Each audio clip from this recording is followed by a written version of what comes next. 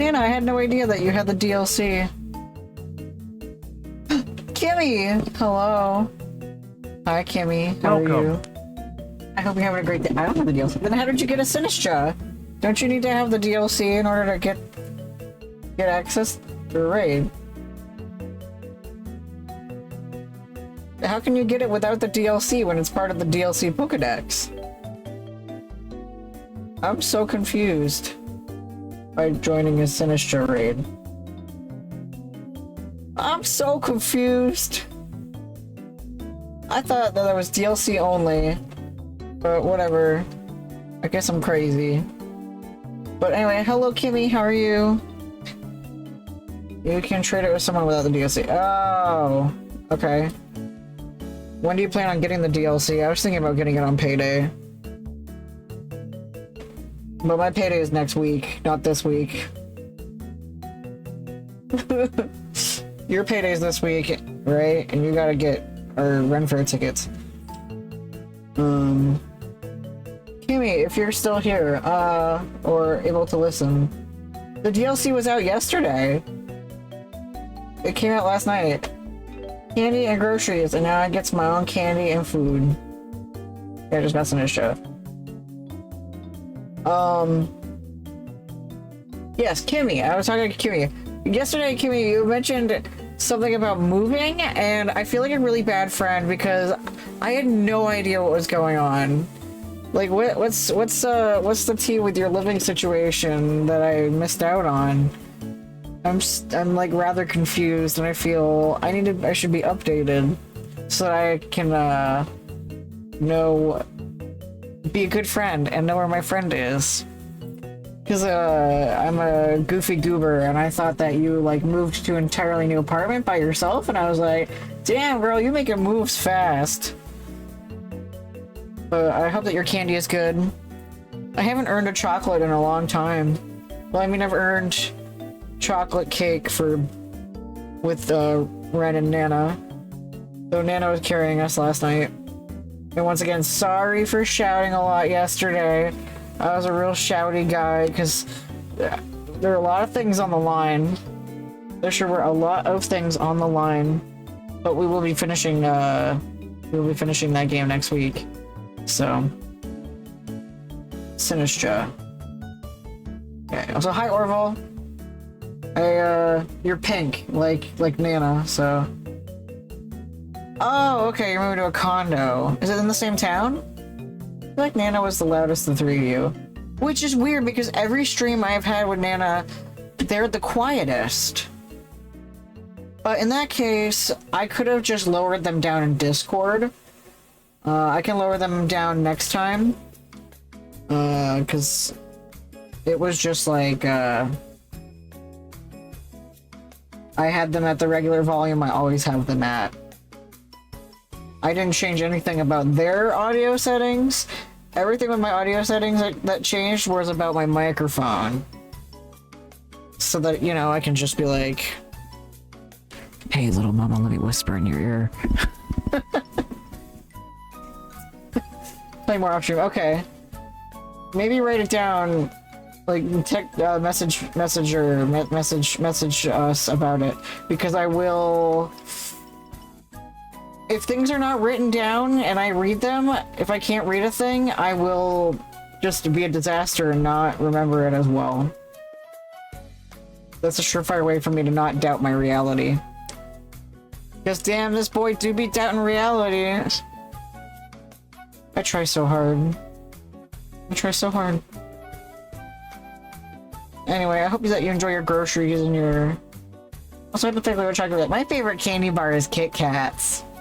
Nothing gets me more jazzed than a Kit Kat. But I also like, Pocky. I'm a psychopath who enjoys York peppermint patties. I'm a little grandpa. They're so yummy. What else do I like?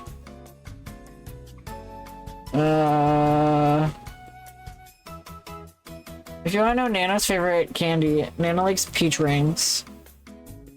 And their birthday is in 12 days, so acquire Nana some peach rings for their birthday. Don't give me peach rings. What do you want for your birthday, Nana? I already gave you your birthday present. Which was, 2 happiness. You want 2 happiness for your birthday. Well, I gave you the happy experience of The Lion King live in theater and live in the musical, and the plushie that's still in the bag. I don't remember if I bought the mug for me or for your parents. I forgot that I bought the mug. I'm such a little whore for mugs. Hello, Slug! How are you? I'm your favorite Bulba.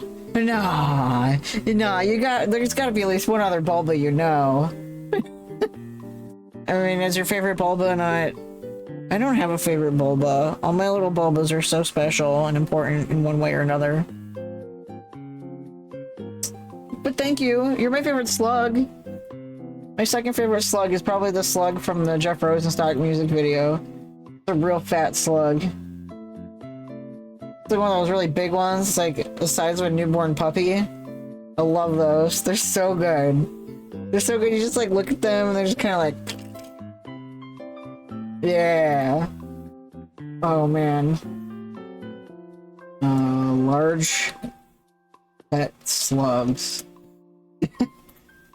They're so cool.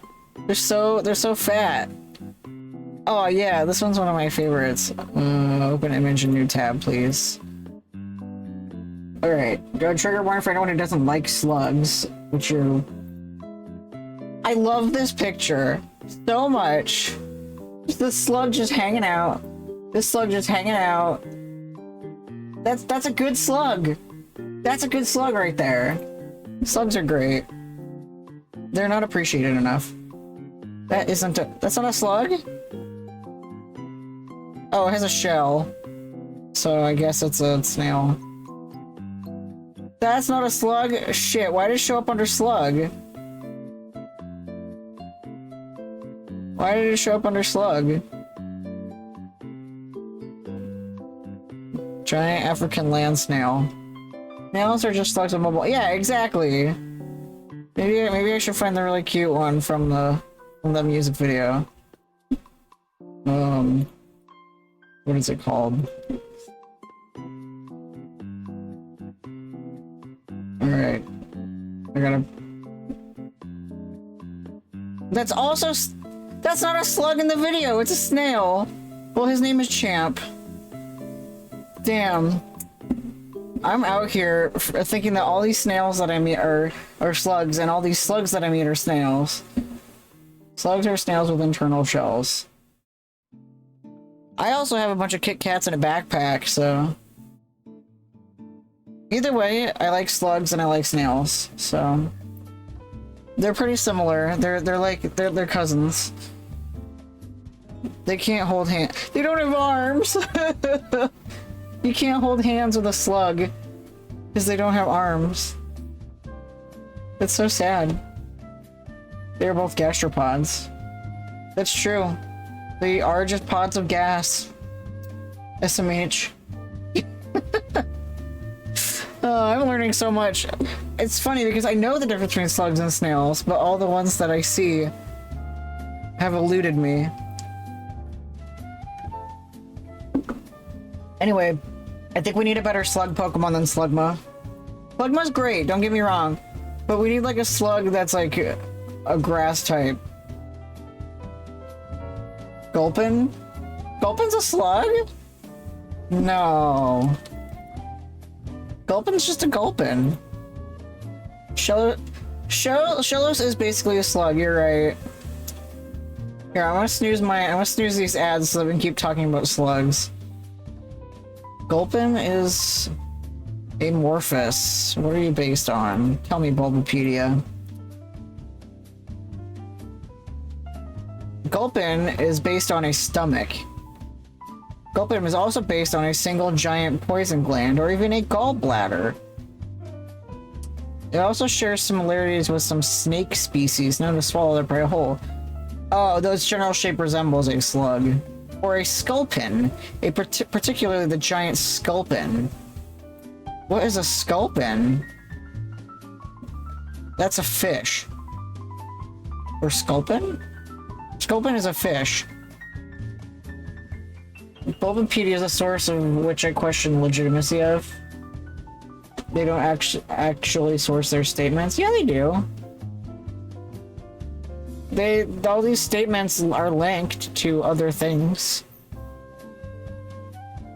Perhaps especially when they require evidence to back them up. I just like using Bulbapedia because it's a really good source for like the art. It's a good source for the art. Like it has really good high quality sprites. It has really good it catalogs things really well, such as like the anime. It catalogs that, or the manga. Like You Bet Your Sweet Bippy, it has things sourced from things other than whatever the current games are. Bulbapedia Archives. Well, they're also in, here, let me share. Basically, here, let me go this over. For example, I like that, you know, images. Yeah, Bulbapedia Archives. That's great. You can see all these sweet pictures. Well, it's loading, but you can see all these sweet pictures of Gulpin. You know, like, it has every appearance in anime, which is awesome. Appearance in manga. Sure, some other places you can see it in Smash Bros. Brawl. How much do you want to think that, Therapy probably doesn't talk about the manga or the anime or the other appearances or Smash Bros.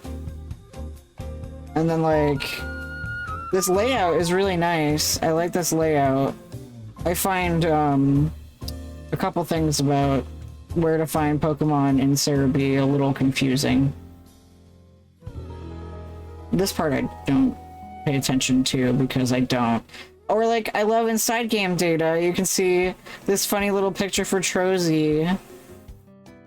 And then, like, all these sprites. This is great! I have a Gulpin on my team right now in Pokemon Sleep. It shows the shinies. Yeah. That's my friend right there. And, like, the trivia section I like that it has the other languages. I think that's really cool. Schluppuk. From Schlucken and Spucken. What is Pokemon Sleep? Oh, it is it is one of the apps ever. Here, I'll snooze the ads again so that we can talk about Pokemon Sleep. There's this app out there called Pokemon Sleep. Basically, it still runs kind of horribly in terms of, like, some people say it drains their phone battery pretty badly, but it's an app where you can track your sleep. You put your device face down when you sleep, and it tracks your data, tracks your sleep cycles, etc. And you can also have 5 helper Pokemon on the team with you to collect things. So, like, here's my Gulpin. His name is Blorp, and I'm using him right now to get soybeans. He gave me a Chesto Berry. And look at him, he's yawning! What a guy. Tried using it and it failed. When did you try using it? It's probably... It also depends on your device. Do you have an old phone? Survey is more reliable on pretty much anything it does have information on. Though all can see that Bulbapedia is a good source for anime, manga, and especially images. Does Cerebi show, like, the other languages and stuff? Because that's something I really enjoy. I love going to the sleep decks and looking at the funny little animations, because the animation in this game is gorgeous. Like... Come on, focus.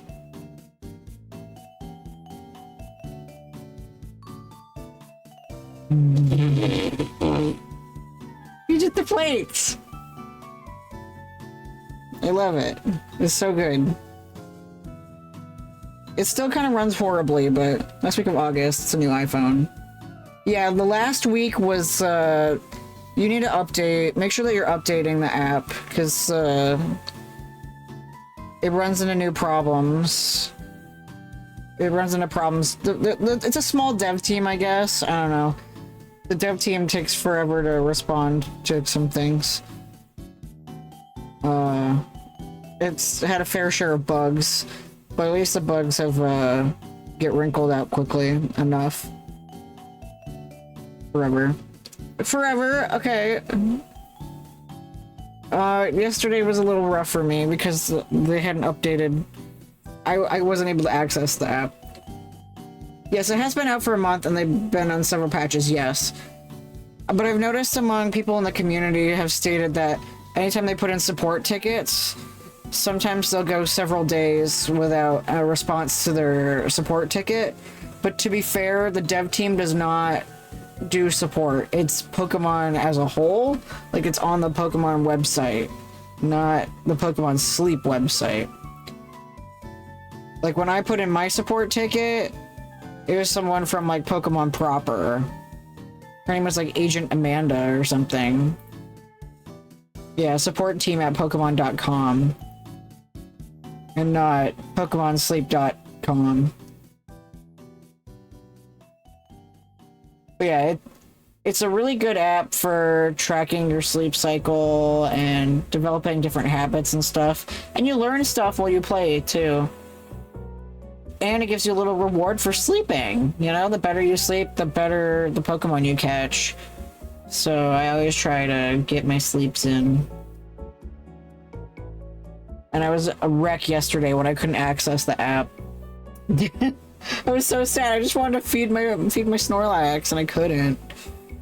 Because I finally was excited to get something other than salads as my weekly recipe. Yeesh.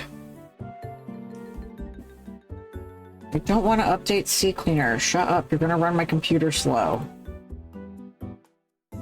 Alright.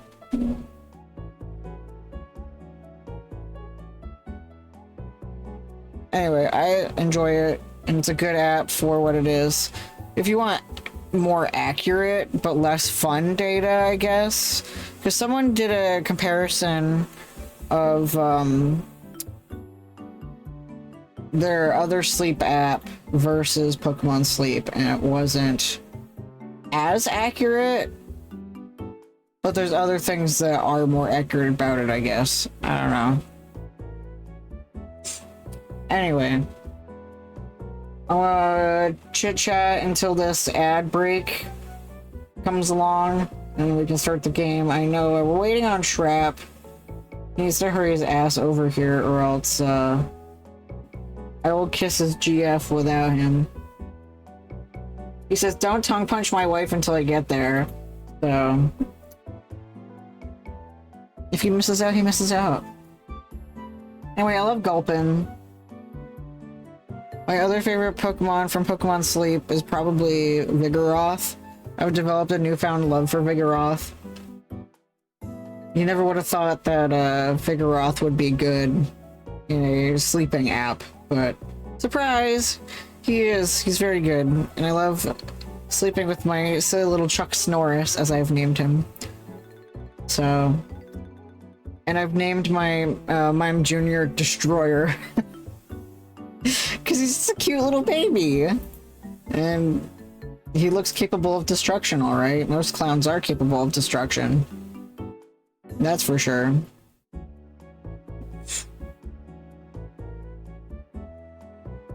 Anyway.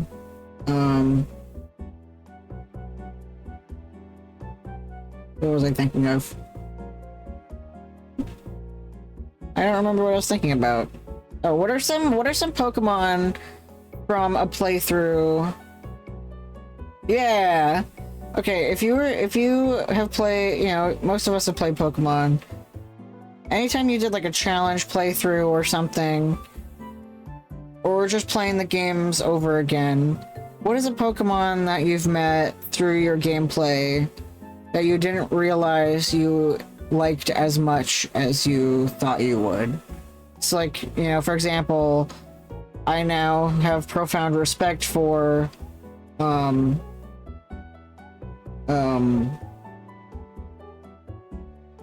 Graveler. I never thought that I would find Graveler a very interesting Pokemon until I had Graveler on my team in my Nuzlocke challenge. Or my Psyduck, my little baby boy, Kuro. I would have loved Kuro. Espathra. Lapras, though, I think that was still a while ago. I've always enjoyed Lapras because of the anime. I don't think Espathra will get an emotional storyline in the anime. Just picked up Flittle as a temporary type coverage until I could get something cooler. I just fell in love with Espathra. It's some Lady Gaga thing. Yeah. It's some horrifying ostrich. Why is it called Espathra? I don't... So it looks like an ostrich, yeah? But it's distinctly not. Espathra.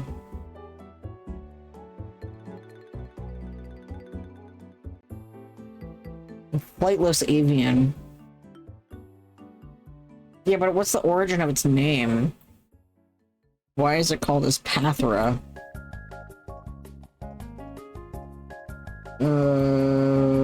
Based on every name, blah blah blah. Oh, Cleopatra! Oh. Oh. Cleopatra and ESP, okay. Oh, you typed it right there, my bad. I was already, like, Googling on the other monitor. No feathers, those are frills, like a jellyfish. It doesn't have a beak either, it has a pointy proboscis. Yeah, Cleopatra didn't have a beak. With a mouth on the bottom half. Kinky. Imagine having a mouth on your bottom half. Anyway, at that, let me turn off my Mario Party 2 music and turn on my generations of Macedonian inbreeding will do that to people. Where's my game? There we go. It looks like it has a bit of almond-shaped eye, but has round Jigglypuff-like eyes. Why is it not responding? It frozen. Game frozen. Ah, my game crashed! What the fuck? Well, I guess, no arcade spirits. Doesn't happen every episode. I think it's because I leave the game idling. Yeah. I think it's me just leaving the game idling. There we go. Alright, so where we last left off, we are in the process of getting, sponsored by, Dave Wiener's Peach Pit. And, we're at a tournament for charity against our rivals. And if we win this charity... Cool. We have some time to burn between the charity tournament, and we're gonna go on a date with Zapper. Zapper, the red-headed Spitfire. Did we kiss my wife yet? No, Shrap, I just opened the game. I just opened the game after it crashed. Okay. Roller coasters! Enormous steel tributes to man's hubris. Who doesn't love them? I enjoy roller coasters. Actually, I'm kind of surprised to see Zapper and Grace in line to ride Pengy Paradise's most intense coaster, the cheerfully named Soul Annihilator. So, like my Mime Jr. I mean, Zapper I can see volunteering to have her immortal soul rent asunder by a roller coaster designed by Satan, who is the devil. That's It's almost like a clickhole, the cadence that they use in a clickhole article. When the Muppets are in the world, when you're being cooked up, Satan, who is the devil, but Grace? Awesome. Trust me, Grace. This is gonna be awesome. I can't believe you've never been on the Soul Annihilator before. Last time I came to Pinky Paradise, I was too short to ride it. Although my brother Gavin rode it and said it was acceptable, so... I have to be careful on some roller coasters. One time I was on one at a local theme park, and the rubber bars they put over on the harness that they put over you, my head was like bouncing back and forth like this, and I got a concussion. I mean, Satan, Lord of Hell, who is the devil, did in fact watch Tommy Pickles get cooked up. You are right. More than acceptable. The Soul Annihilator is a 5 out of 5 coaster experience. This ride is going to change your religious beliefs. Oh, hey, look who's joining us for this coaster experience. Hello, my cock. Good to see you. This is going to be a lot of fun. Tommy Pickles get cooked up. It's only then that I realized people have begun lining up behind me, meaning I'm now officially queued to get annihilated. Hey, I wasn't actually gonna ride, but don't force me to make loud chicken noises until you feel shamed enough to come along for this experience. It's embarrassing. Okay, I'll stick around, but I am curious about why Grace is here. She said she wanted to give it a go, and being a good friend, I'm playing wingman. Wingwoman, whatever. Woohoo! My family's visited Pinky Paradise so many times, and I've taken a spin on nearly every ride, but never this one. How exciting. Yeah, we've been comparing Pinky Paradise notes. I've been here 3 times myself. Just keeps getting better with new stuff every time. Can't beat the classics though. Like, It's a Chilly World. Fucking hell of an experience. Are we talking about the same Chilly World? The one with the singing mechanical penguins designed to temporarily distract 4-year-olds? I love It's a Small World. I'm not even kidding. The last time I went to Disney World, I got fast passes to ride Small World. You don't need a fast pass to ride Small World. The line is like less than 20 minutes because it's a constantly moving ride. I got a fast pass and I strutted in there because we did like a half day our last day, and I was like, I want to do the dwarf mine car again. And even then the fast pass is really slow. And then like I wanted it for something else I don't remember. And we had to finish up Tomorrowland. I punched my mic, I'm sorry. We had to finish up Tomorrowland because the power went out in Tomorrowland. That was weird. Hello, Two Flower. So there's me and my mom with our fast passes for It's a Small World. And I just strutted in there. And I had, of course, a nice, another thing about my love of Small World is, your name is attached to those watches that they give you. So, at the end of Small World, they show, like, people's names. And I saw Holden there, and I was like, oh my god, that's me! Because I hadn't legally been Holden yet at the time. I was still in the process of waiting for my application to go through.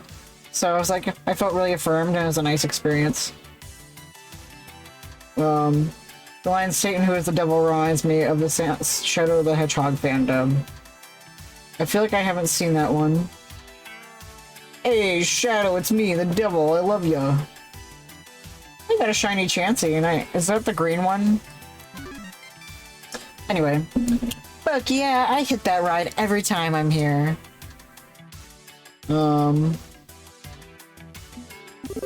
Yeah, I got this picture in my head of a 4-year-old Zapper, adorable little moppet bouncing up and down in the boat as penguins sing with her.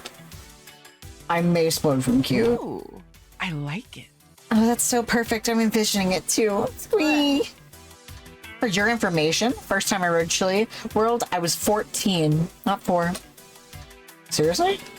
Seriously. I'm planning to hit up Chilly World tonight, after the toddlers are asleep and the crowds are thin. She gets it. You play your cards right, my cock. Maybe you and I will take a spin through that chilly world together. If you play your cards right. I need my amulet of cooling, but I haven't charged it. Oh, that sounds like fun. I love playing cards. Grace, I'm not unable to pick up an innuendo as usual.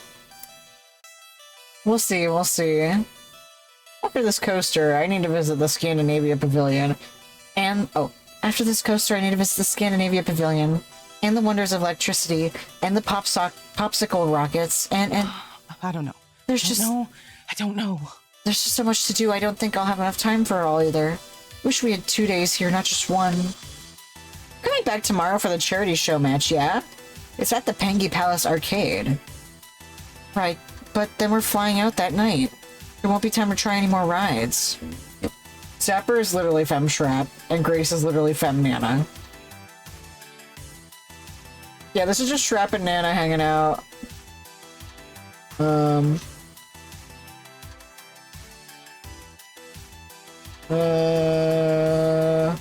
Yeah, they only need 2 of us for the match.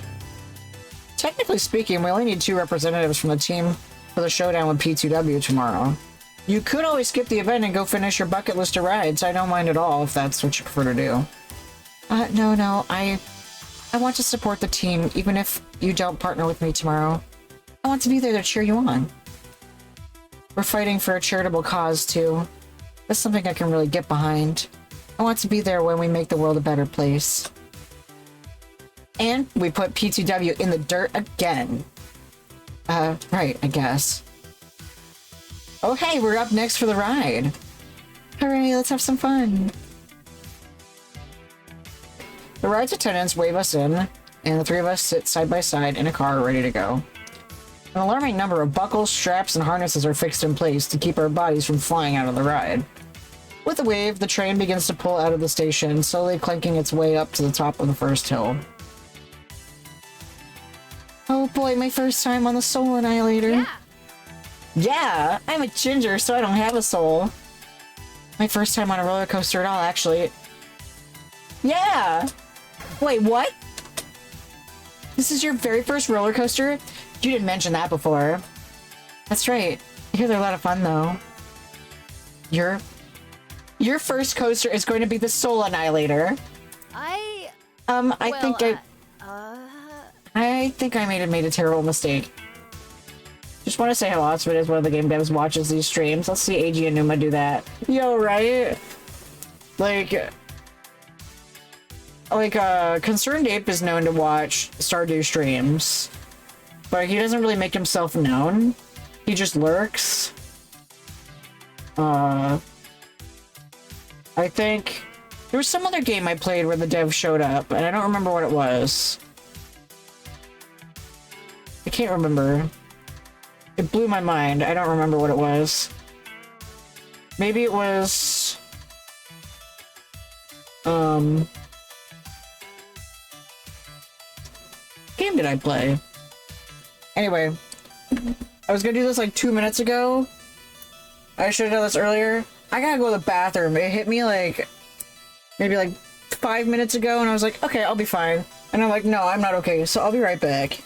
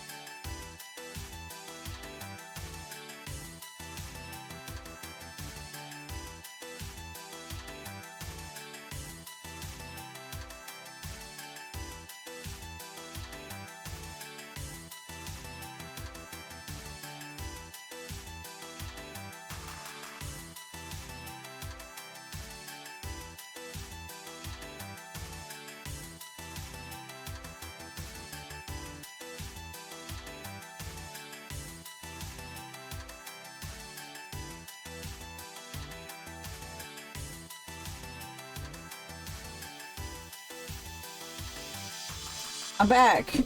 I was scared we were gonna have another Phantom Hourglass situation there. Yeah. I was like freaking out. Okay, I'm good now. Anyway, it's hot in here. I think I have made a terrible. I think I may have made a terrible mistake. Really? Why? And the train roars down the massive drop, plummeting us straight towards the earth below at speeds that peel the flesh from my face. Oh god, did the game freeze again?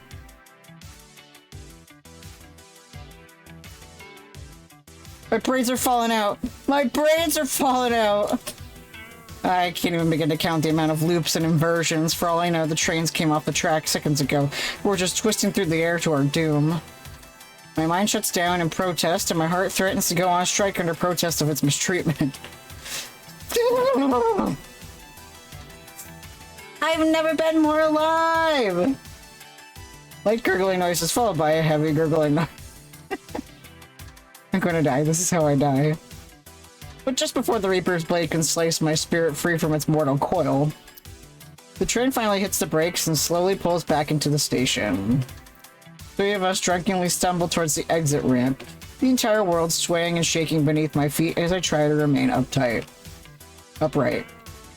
By the time we return to terra firma, I'm half convinced this is a dream before dying, and in reality my soul has indeed been annihilated. As my stomach, which is continuing to roll and twist and turn long after the ride has ended, feeling apparently shared by one of my co-writers.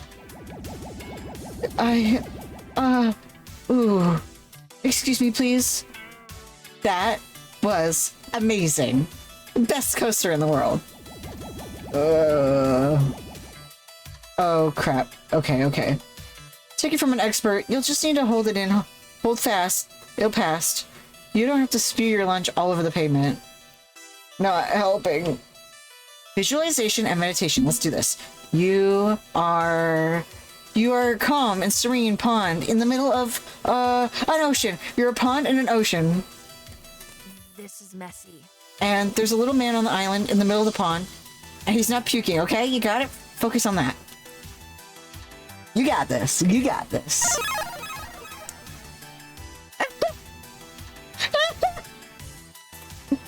I'm going to spectacularly spew.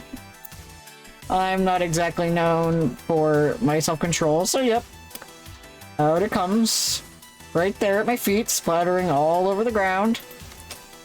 It just keeps going and going. Oh boy. Sorry about this, my cock. If I'd known you two were coaster noobs. It's okay, Zapper, I'll be fine. May want to go sit down for a bit and rest all the same. I'll go take care of Grace. You around, Kay?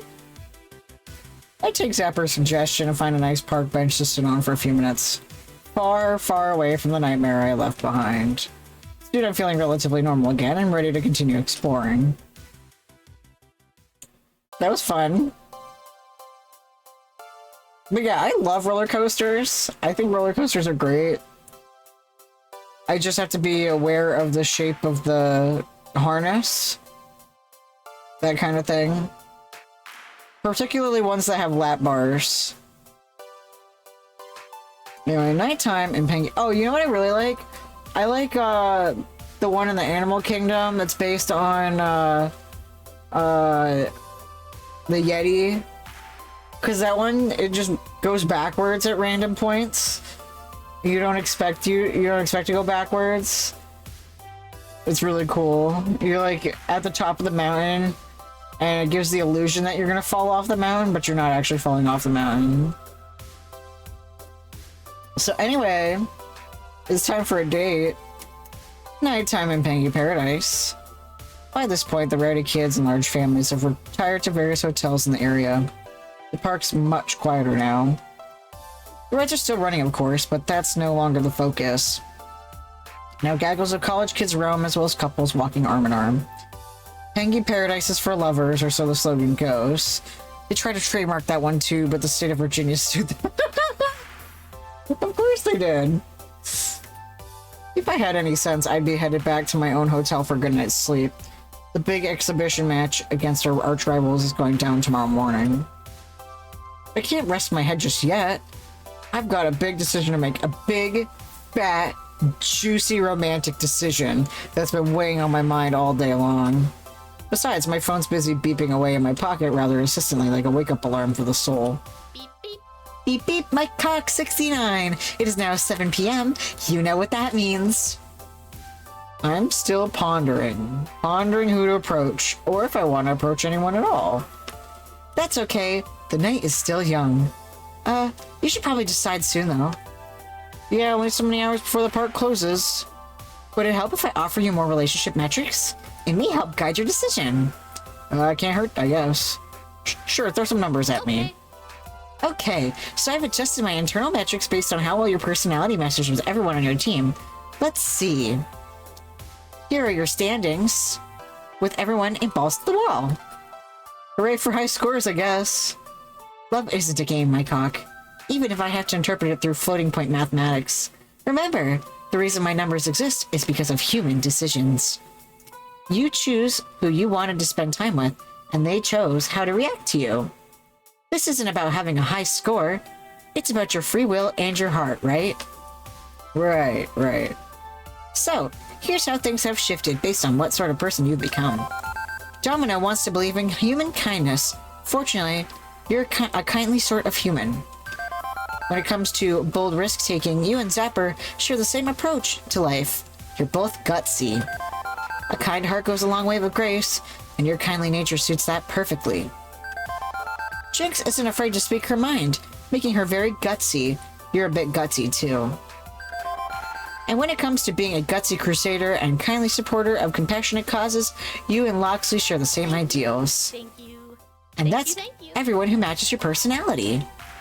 You didn't mention Rhapsody. Oh, Rhapsody is sort of your psychological opposite, but that doesn't mean you don't get along, right? Right? Just no bonus points. And so after all those calculations, I can definitely say you're a fine match for Zapper, Loxley, and Rhapsody. You have a 99.97% chance of romantic success with all three of them. Okay, with all that taken care of, it's time for romance. Great, I'm ready to decide. Okay, I'm assuming that means with with one of the three, and not all three of them, and I show up with my gamer harem. Just saying. As much as I wish, because damn, they all just make me feel inside. Great! And before you take this big step, do you want me to back up your save data? Yes, please! Is Shrap ready? Is Shrap ready? You better be. Here we go! Of all those close to you, whom do you want to share your heart with? We're hanging out with Zapper.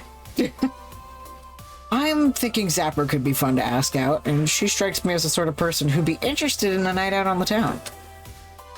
Hey, Paradise is a town? Okay, look, my point stands. Even if the metaphor fails scrutiny. Right. Best of luck to you. I'll keep quiet and let you have fun. Iris offline. Tracking down Zapper isn't too difficult. She's wearing a super pink backpack she picked up at one of the gift shops. Helps her stand out in a crowd. What did I miss? I ate a lot of mac and cheese yesterday, so I just finished processing that. Then we got on a roller coaster with Grace and Zapper, and it was the Soul Destroyer or whatever. So Grace had her soul ripped out for the first time. And now, we have a 99.97% chance of successfully dating 3 of my teammates, including Zapper. So, it's nighttime, and I'm going to go on a date, and I'm anxious. Okay, Zapper's not going to accept anything less than the most awesome opening line ever invented. Something clever, witty, naughty, and not too presumptuous. I don't want to come across as some single-minded pickup artist jackass, but I don't want to be too sappy or she'll just roll her eyes and walk away. What would be the absolute finest opening salvo in this romantic overture, I wonder? Hey, Zapper. Let's go on a date. Zapper, I barely know her, so let me just know her better. That's what you were about to ask me, right? Yeah. Well, why the hell not? We get along great. You're looking fine. I'm looking fine. Let's do this. She wants my girl There's really cock. no reason not to.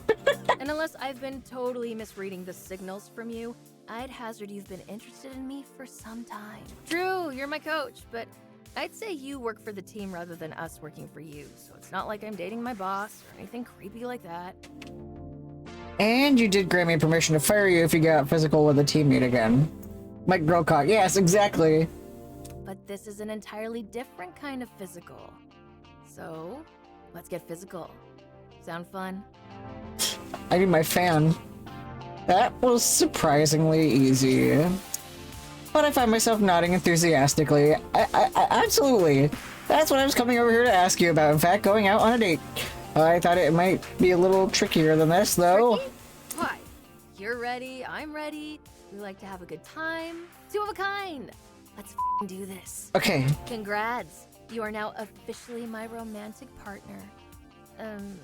How about date mate? I've always liked Date mate. It's fun. I love that. Because I like the term joy friend. I think joy friend is really cute. You know, it's like that person brings you joy. They're, you know, joy friend. But date mate is cute too. I was gonna ask you on a date, not demand on-the-spot commitment. Hey, I don't do anything halfway. If I'm with you, I'm with you. We go to the wall on this one, or we don't go at all. That's why we're team balls to the walls, baby! I've had enough one-night stands to know that's not what I'm looking for. I learned from my mistakes, remember? I'm looking for something solid. Not getting any younger. Yeah, I don't blame you. Of course, if that's not your style, I get it. We can call this off. No hard feelings. Up to you. I mean, yeah, let's fucking go. In for a penny, in for a pound. I'm ready. And now you're talking my language. Okay, we're doing this. For starters, I think we're long overdue for some salacious activity. Permission to come aboard. Granted. And the words have barely left my mouth, and Zapper struts right up to me, a voracious look in her eyes. As she closes the distance between our bodies, she lifts her hand to caress my cheek. Gently, I lean into the warmth of her hand. Our eyes lock. It's only a moment before her hand tickles to the back of my neck, pulling me in. Our lips meet, and I collapse into her kiss. It's pure passion, pent up from months of pining. Nothing to hold us back now. I open my eyes and see that hungry look once more. She licks her bottom lip and twists her delight into a teasing smirk, rather than follow it up with more kisses. Yo, this is straight up smut. I'm like, what the fuck? This is just girl shrapnel. Damn. I need to get my eggplant emoji fan. That's just the appetizer. I still think there should be an H scene with her, because some of the dates are lewder than other. Okay, Shrap, you have the game, right? In that instance, he's probably gonna beg for me to gift it to him. I think I missed his birthday. I'm excited, I'm excited. That's just the appetizer. No sense in spoiling dinner. I got a main course planned later. Oh, what would that be? Wait, let me guess. Perhaps we visit Videotopia and dance the night away, or a lovely romantic dinner at La Penguin? Nah, both of those sound pretty nice, but they're prepackaged sugar candy compared to the absolute delight of where I'm taking you. We need to find some art. Shrap is running to horny jail. You gifted the game to Shrap? Okay, cool. Someone gifted him the first one and he dated Queen Bee because he wanted to get stepped on. We are gonna take a ride on It's a Chilly World. Really? The kitty ride? I mean, that's not how my cock... Well, that's how... I don't know. Please excuse our pet pervert. He doesn't bite. Yeah. Shrap is basically our community's resident horny goblin. No Rule 34 of this game I know of. Well, We have a prawn dealer in the Discord server who I'm sure could hunt things down. They can find absolutely anything. I saw a lot of Jolly Green Giant yesterday. Yeah, if I developed a video game, I would be very sad if there was no R34 of my characters. Unless it was my Wholesome Bean character, and then I might just be like, I don't see it. But either way, I'd be like, really? A kiddie ride? I mean, I know you were talking about it before, but I wasn't sure how serious that was. I'm very serious. This is my serious face. I was gonna hit up Chili World with or without you tonight. Only difference is we get to improvise a little romance along the way. Is a Francine. You can get it. What a gill. I love Francine. Though, like,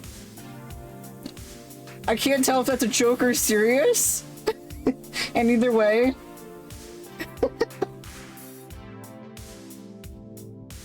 Do you trust me? If so, trust me now. Serious was a nude. I love that! I love that so much. Oh man. That's fucking hilarious. Oh man. That's a spicy tidbit, thank you. Alright, do you trust me? If so, trust me now. This is going to be the best.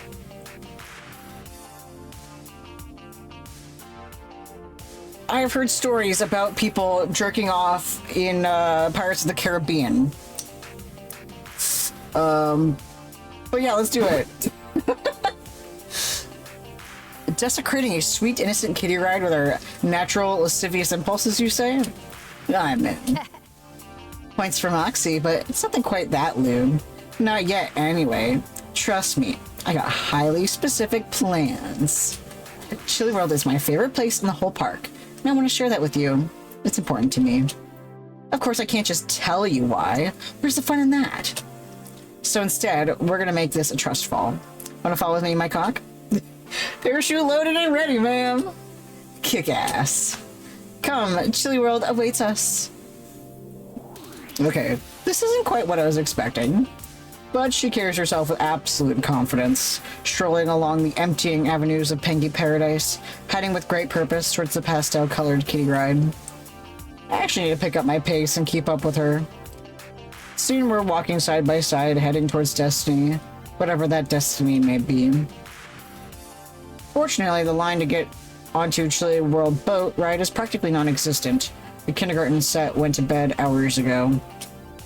With a roll of their eyes, the ride operator lets us onto the boat designed to seat half a dozen people, even though we're the only ones here. Seems like we aren't the first couple to ever want to go on this ride alone. And after a lurching start, the ride gets underway.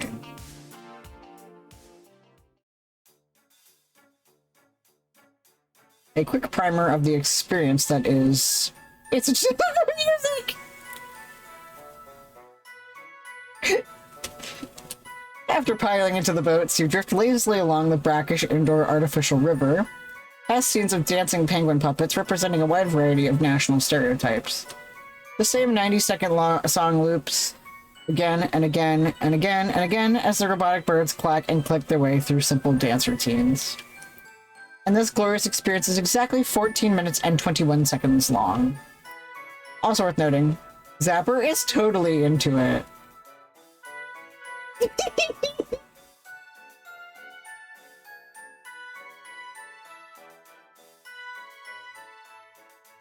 I'm gonna roll up to the DJ at the club and be like, play the Chili World song. I wanna get crunk to the Chili World song. You do indeed. Yeah. They don't make them like this anymore, eh? Not as far as I know, no.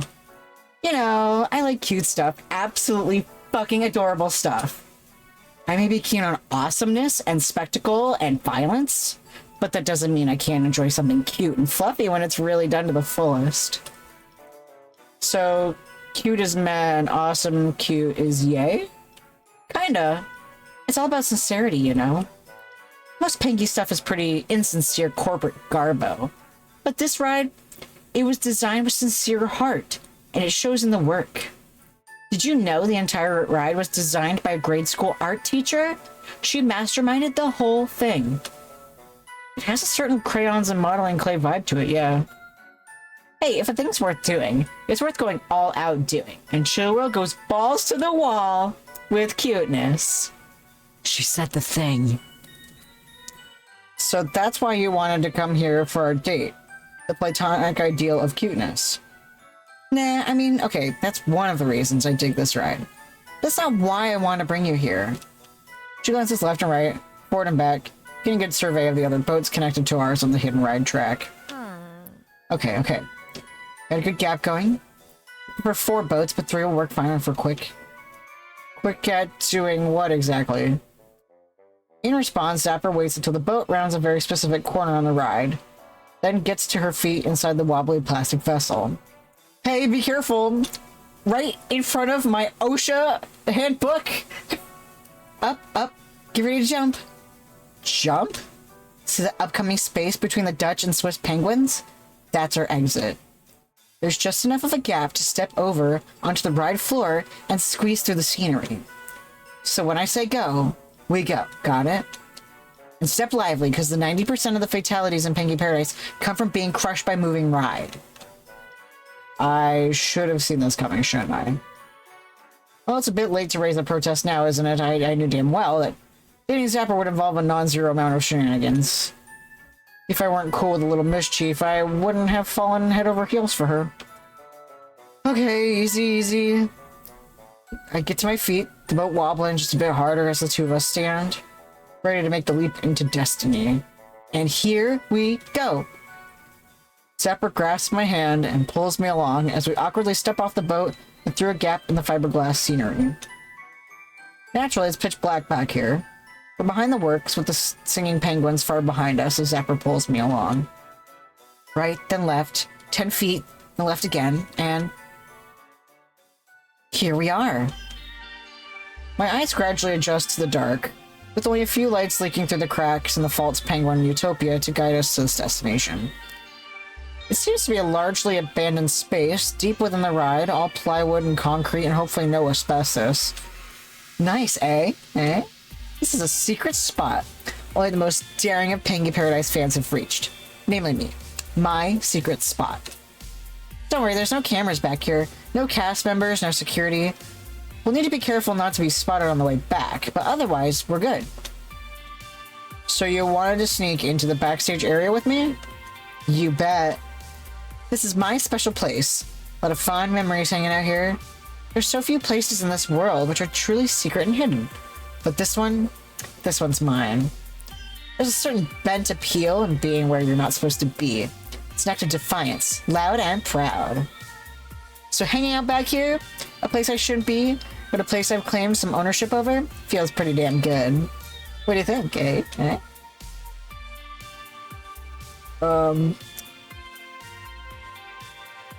Aha, you revealed. So you have made a fatal mistake. You have revealed where you keep your heart and soul. And now, the sudden but inevitable betrayal.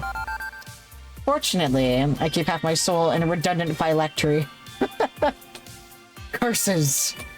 But hey, speaking of spirits, have you played Arcade Spirits? It's a really cool game. Zapper unslings from her shoulder the pink Pinky backpack she's been carrying this whole time, setting it at her feet. She sits down on the concrete, motioning for me to join her and chilling out. Undoing the zipper, I see an array of bottles clicking away inside the bag. Smuggles out 2 bottles of Pinky Brew from the German portion of the World Showcase. I also got 2 bottles of Pinky Pop if you don't want to get hammered. What'll it be? Soda sounds great! Sure, soda sounds good here. Promise I didn't mix it with gin. Here you go. She passes me a bottle of Pinky Pop and then grabs one for herself. Twisting off the bottle cap, she takes a long pull and exhales deeply. This is the good life. So, do you sneak around behind the scenes of all amusement park kiddie rides, or just this one? Nah, just this one. It's got a bit of a unique combination which makes sneaking backstage easy. The ride's old enough that there's a lot of gaps in the armor, and not much in the way of security. No pressure-sensitive floors or motion trackers. But it's not so old that it's falling apart. It's pretty safe back here, all told. And it's so reliable that chances of running into cast members is kind of zilch. You get it, yeah? I mean, you poke around abandonware sites for old PC games, forgotten and forbidden corners of the internet. Two of a kind, remember? I mean, okay, we're different sorts of people, but two of a kind. Just like me and Cloudy. Who? I haven't told you about Cloudy yet, have I? Perfect place to tell that tale. Come here, look. Is that her ex? She clicks on the flashlight in her phone and directs it towards a little carving in the wooden support beams of the ride. It's her user icon from Discomfort Fist, the Z-shaped lightning bolt, and just above it a cartoony cloud. From the looks of it, it was carved here years ago. It's slightly worn. Hello, I'm cooking, but I can't type. Me lurk for you, darling. Y'all want a snack? Me a snack? I don't know. I'm indecisive. The first thing my brain said was gun. You can't eat a gun. You, a snack. So... Ren, the snack is horrible.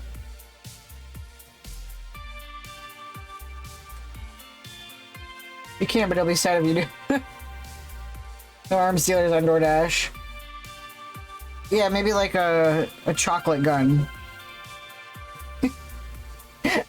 My brain was like, you take a pistol and you dip it in chocolate, and then once the chocolate hardens, you just kind of nibble the chocolate off the gun. It is very weird and morbid. I like sweet drinks. I also like sweet drinks. I never say no to liquid. I'm always down for any sort of liquid. Alright, we're gonna learn some lore. See? See that? We did that. Liquid. That's my symbol and Cloudy's. I mean, technically she's Claudette, but she liked Cloudy because it fit my Zapper motif. I used a pocket knife I'd smuggled into the park to mark our territory. This was our spot. I do love pretzels. Nothing like a good soft pretzel gets me going.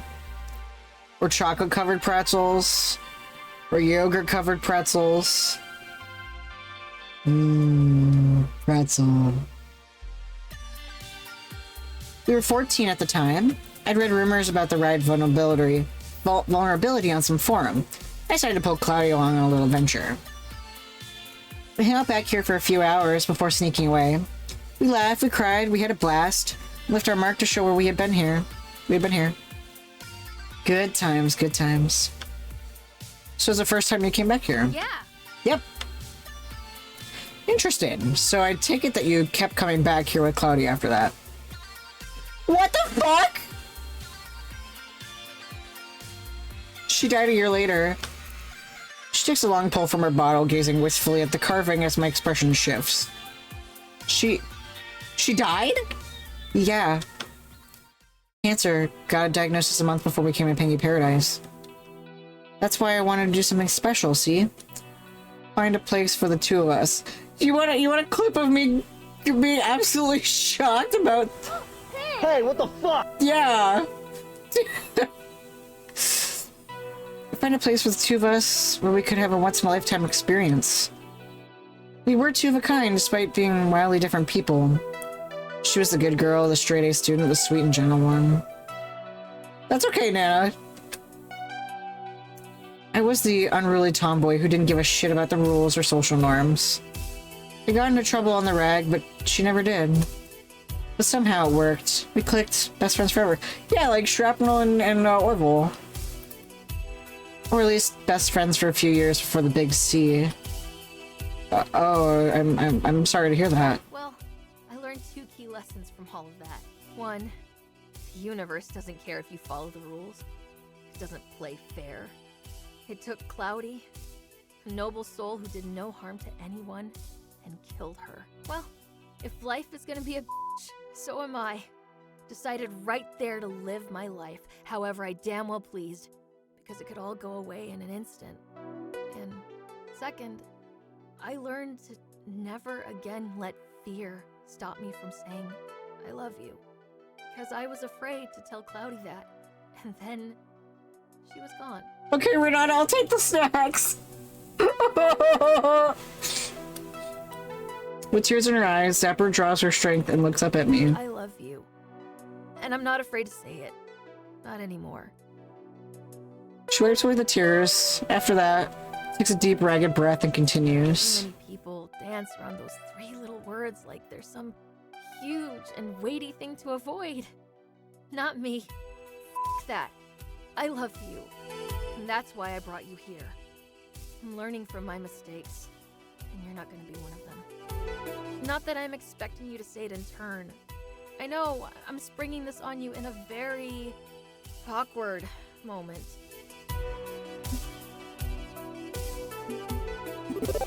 I love you too. And I'm not afraid to say it either. My cock. I don't think she was expecting me to say it so easily, but that's the honest truth, isn't it? I love her, and tonight only deepened that love. Well, that's the thing though, is that like, there's a reason why I tell people I love them at the end of my streams. People don't hear that word enough. Like, I think about, you know, the reason why I'd say that is because of cash flow. Anytime I enter his streams, he always makes it, like, precedent to say I love you when he sees me. Because when we first met, I was going through a lot, and I wasn't hearing those words often. And one time he said that, like, genuinely, and I was just like, oh my god, like, I started crying because I was like, no one said that they love me in, like, a long time. And it's just like, even as friends, you know, you're allowed to say I love you to your friends. And that's why I say I love you at the end of my streams. It's like, people that I genuinely love, I tell them all the time. Like, I love all my friends. I tell Nana I love them. I tell Renata I love her. And I love Shrapnel's sick, twisted ways. And I love Orville's silly goofball ways and stuff. You know, it's like, when I say I love you, I legitimately mean it. And I think about, like, the Jeff Rosenstock says in the end of, he has this album that he wrote that's basically like a love letter to his wife, but in the last song he says that people will always say I love you at your funeral, but never say I love you while you're alive. So that's why when you're alive and you're with other living people, you need to put in the effort to show that you care for them while they're still here. Hello. Great timing. Ouch. Anyway, I love you guys. And I'm gonna continue to love spending time with you guys, even when, you know, I'm going to think about these moments and stuff, because it's just like, you never know. You never know when will be the last time you hear the words I love you. So that's why I'm going to tell you every damn day for the rest of your goddamn life that I love you, because this little guy right here, it's got a real big heart in such a little body. So this big heart right here, it's going to love every single one of you. Even if you're watching this video 20 years from now and I'm just some little memory on the internet. That's why I always tell people about Waga. I love a Waga. Well, I always tell Nana I carry you because I feel like carrying you is important. I never know when the last time someone will hear a Waga. That's one of my favorite memes. I love a Waga. That and Guapa. You never know when you'll hear a Waga. Good old little Waga. I don't think she was expecting me to say it so easily, but it's the honest truth, isn't it? I love her, and tonight only deepened that love. She offers me a soft smile, thankful. I'm glad we're here together. This is more important to me than I realized, I think. It feels like healing. Seriously, thanks. With that, she fetches a fresh bottle from her backpack to replace the one she emptied. But I am not ending this on a sad note. Hell no! We came here to celebrate this new love we found, right? past behind me. The future's ahead of me. I learned from yesterday to make a better tomorrow. You and I, we've got an awesome tomorrow, yeah? Here, here. A toast, then? A toast. What are we toasting to exactly? The Cloudy. May she find peace and fuck cancer. Agreed. To Cloudy and fuck cancer. And wherever she is, she's smiling at us. And probably constantly reorganizing her stuffed unicorn collection. Girl loved her. Did she just like me for real? Literally 6 feet from my webcam is my stuffed unicorn collection. Our bottles clink together as we drain them into one long pull. I love that meme where it's like a picture of a bed full of squishmallows and saying that if you want to get sloppy from the autistic girl, you gotta learn the names of every single plushie. I'm gonna be that way. The evening goes smoothly after that. She tells jokes, I tell stories. Little by little, her stash of smuggled beverages is emptied as our date grows more and more romantic. Which, now I think about it, I also have a stuffed pretzel. That's how much I love pretzels. I want to grab it right now, but I hate standing up and taking my headphones off. It's like talking between kisses, gentle flirtations that build up into moments of intense passion, and then cooling off and grinding ourselves in each other's company. With each convergence of our lips, the harder it is to break away. But after an hour or two, it's time to go. Any longer and we risk getting spotted. After waiting for a prime opportunity to hop back onto the boats without anybody watching, we exit the ride as if nothing were out of the ordinary. The staff don't suspect a thing.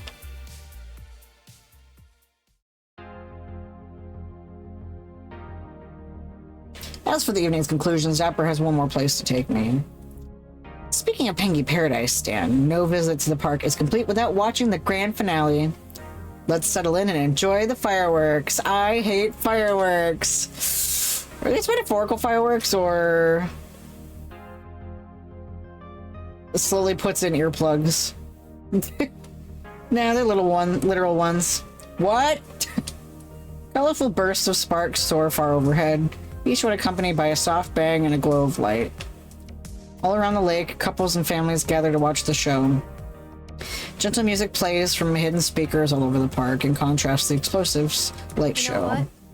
What?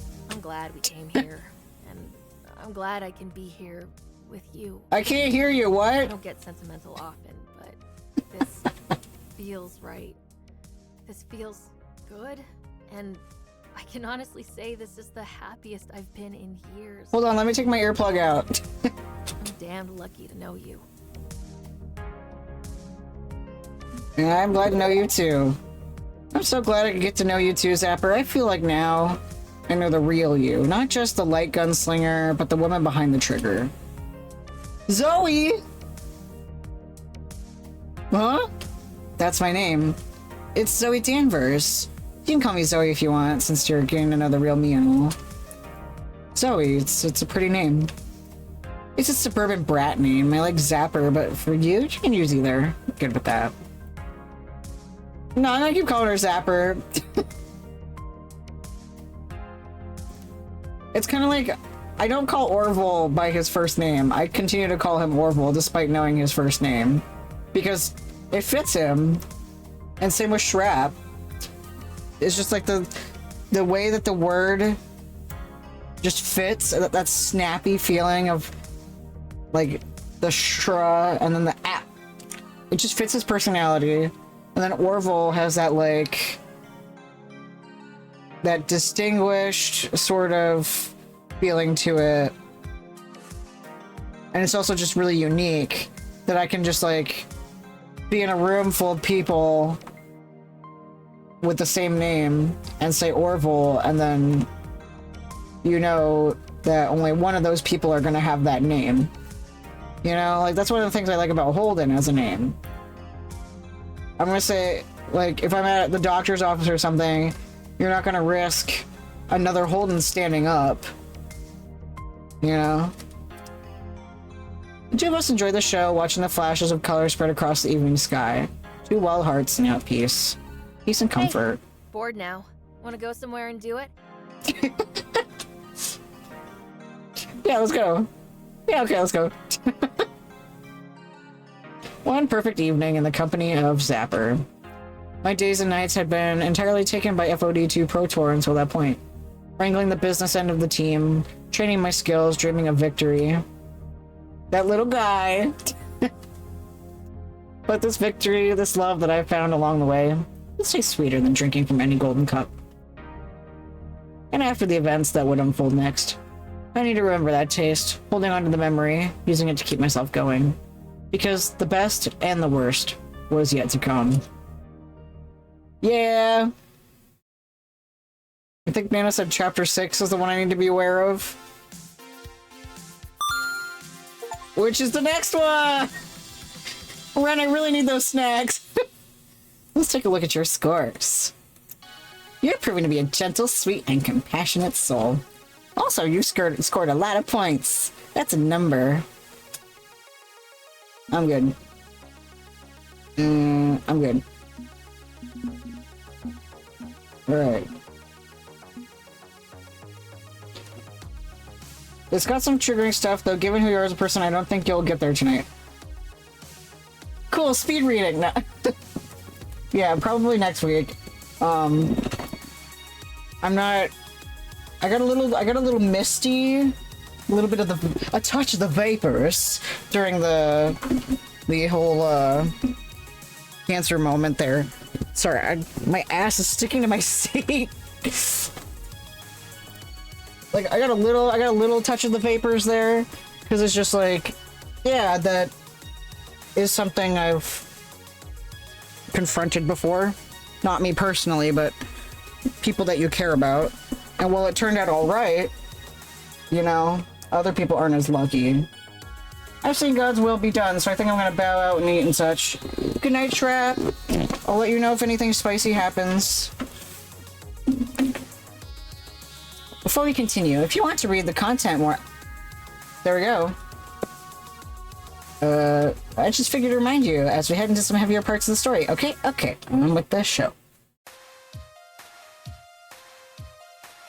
Level 6, continue, yes. It is the distant future year of 20XX, and I don't have time to watch Fight Shack right now. Today's the big day. Rub the sleep from my eyes as a yawn escapes my mouth. I'm gonna need a shot of caffeine to wake up, especially after staying up all night with Zapper. Not that I'm complaining, it was wonderful, I just didn't want to leave Zapper's arms this morning.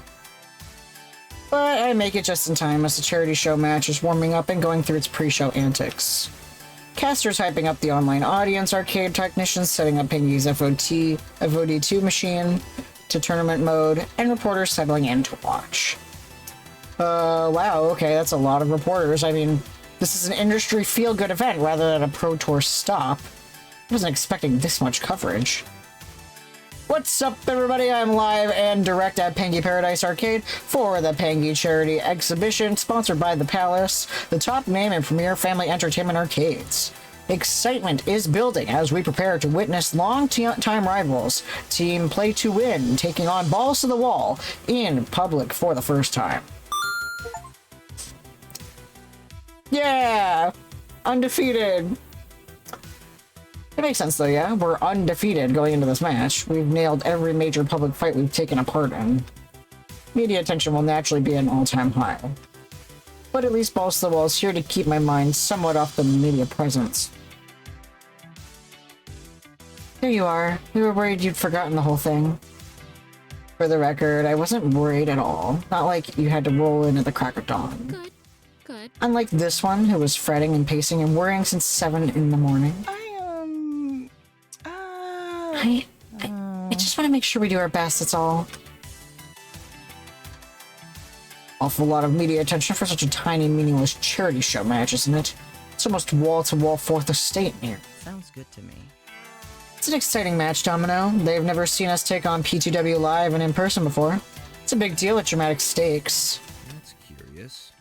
I just find it a wee bit interesting that a match which is ultimately changes nothing for our Pro Tour status is now the most hyped up thing we've ever attempted. Interesting and concerning. cares? We've beaten P2W before. We'll beat them again. And this time, they can't weasel and whine their way out of it. Let's not forget that this is a charity benefit as well. We're going to do a lot of good today. Win or lose. Yeah, feed the hungry, save the world, just as long as we get to show everyone what we can do. You think they fired Coda? I'd like to rub this one in his face after how he treated us before. It's not a sporting kick to a fallen enemy when he's dealt, Zappa.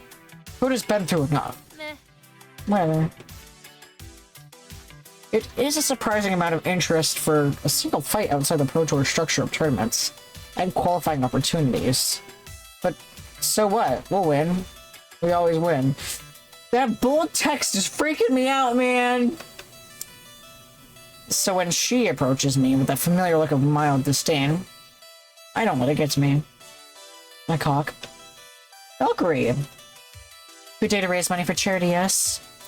Beauty has to happen at the expense of your legend, but at least the non-profits get to walk away happy. What should I put as drop-off instructions?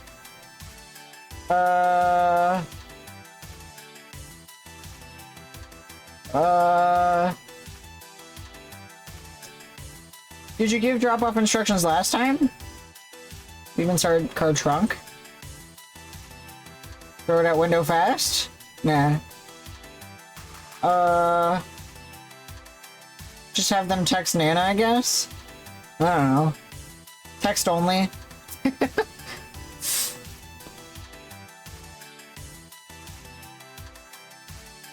That's what yeah, because we don't want to necessarily leave it on the stoop in case of porch pirates. Can Nana go get it when I say they're close? Yeah. I think that's what we did last time. Yeah, because we don't... Considering the street that we live on has a lot of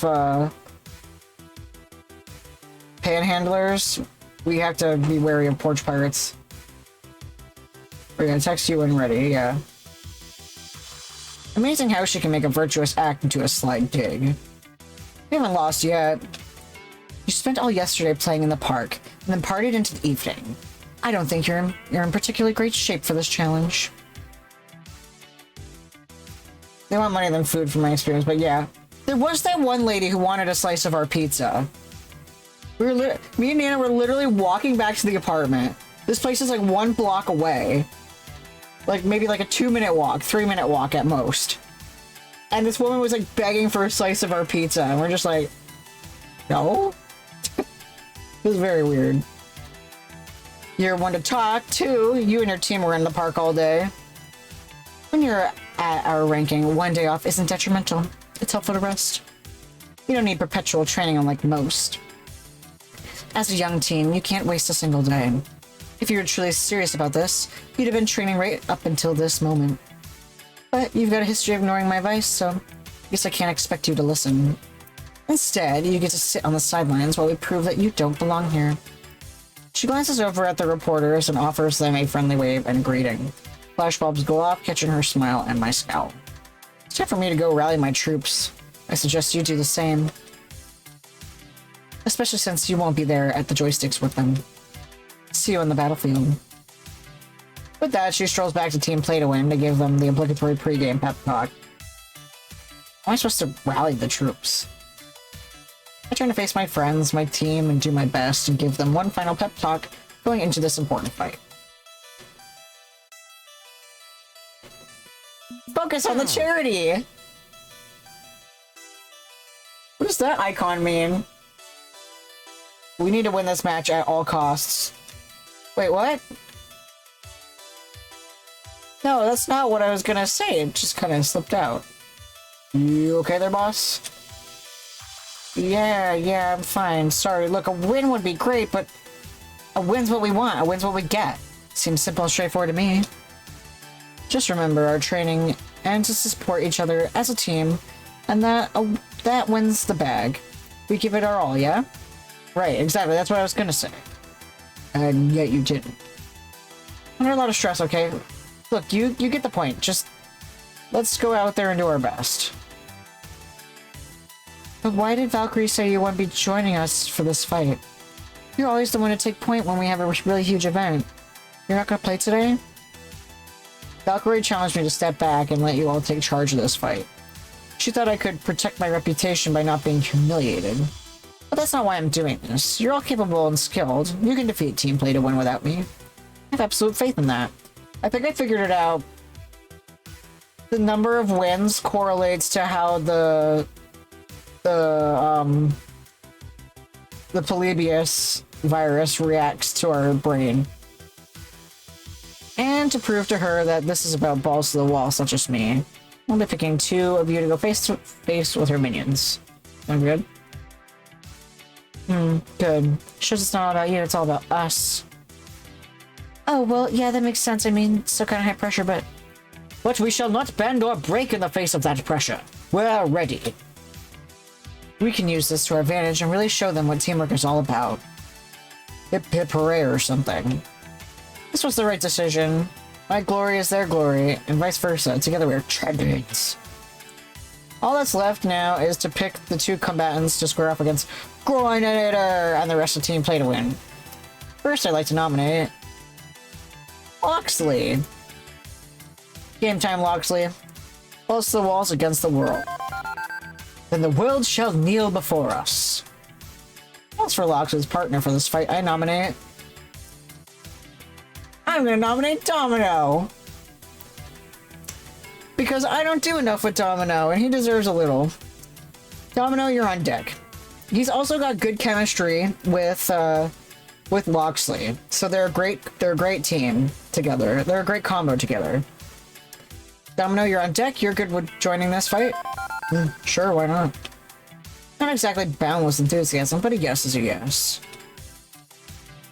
Loxley, Domino, I've got faith in both of you. Come on, let's get going. As team coach, I should still join my chosen representatives on stage. The 3 of us walk up to the FOD2 machine, ready to make this happen. But as we approach the FOD2 machine with various camera eyes and video recorders pointed our way, I can't help but notice something's off. Coordinator's ready to fight, and I was expecting that part considering he's the top player in Team Play to win now, but where's his partner? Oh dear. Hey Coordinator, you're facing us solo or something? No, my partner's right here. I glance around, but Blitz and Divine are on their sidelines, meaning the Coordinator's partner is Valkyrie. Me. In case you haven't figured it out yet, I'm Coordinator's partner. Wait, but no, you retired years ago, and you're not on the roster. You're the team coach. You're the coach for Balls to the Walls, and you're constantly putting yourself behind the sticks. If you won't learn from my example, maybe I should learn from yours. Surprise, my cock. I think you'd be happy taking a cue from you. Looks like you can teach an old dog new tricks. Is this why she wanted me to step back from this fight? She knew she was going to take us on herself, and wanted me as far from the action as possible? Did I just let my friends walk into a trap? But the cameras are rolling, everybody's waiting in excited anticipation. This fight is going down no matter what, and it's too late to switch things up. Switch is just fine. Doesn't matter who we're facing, we're going to beat you. Then may the better team win. She is slick.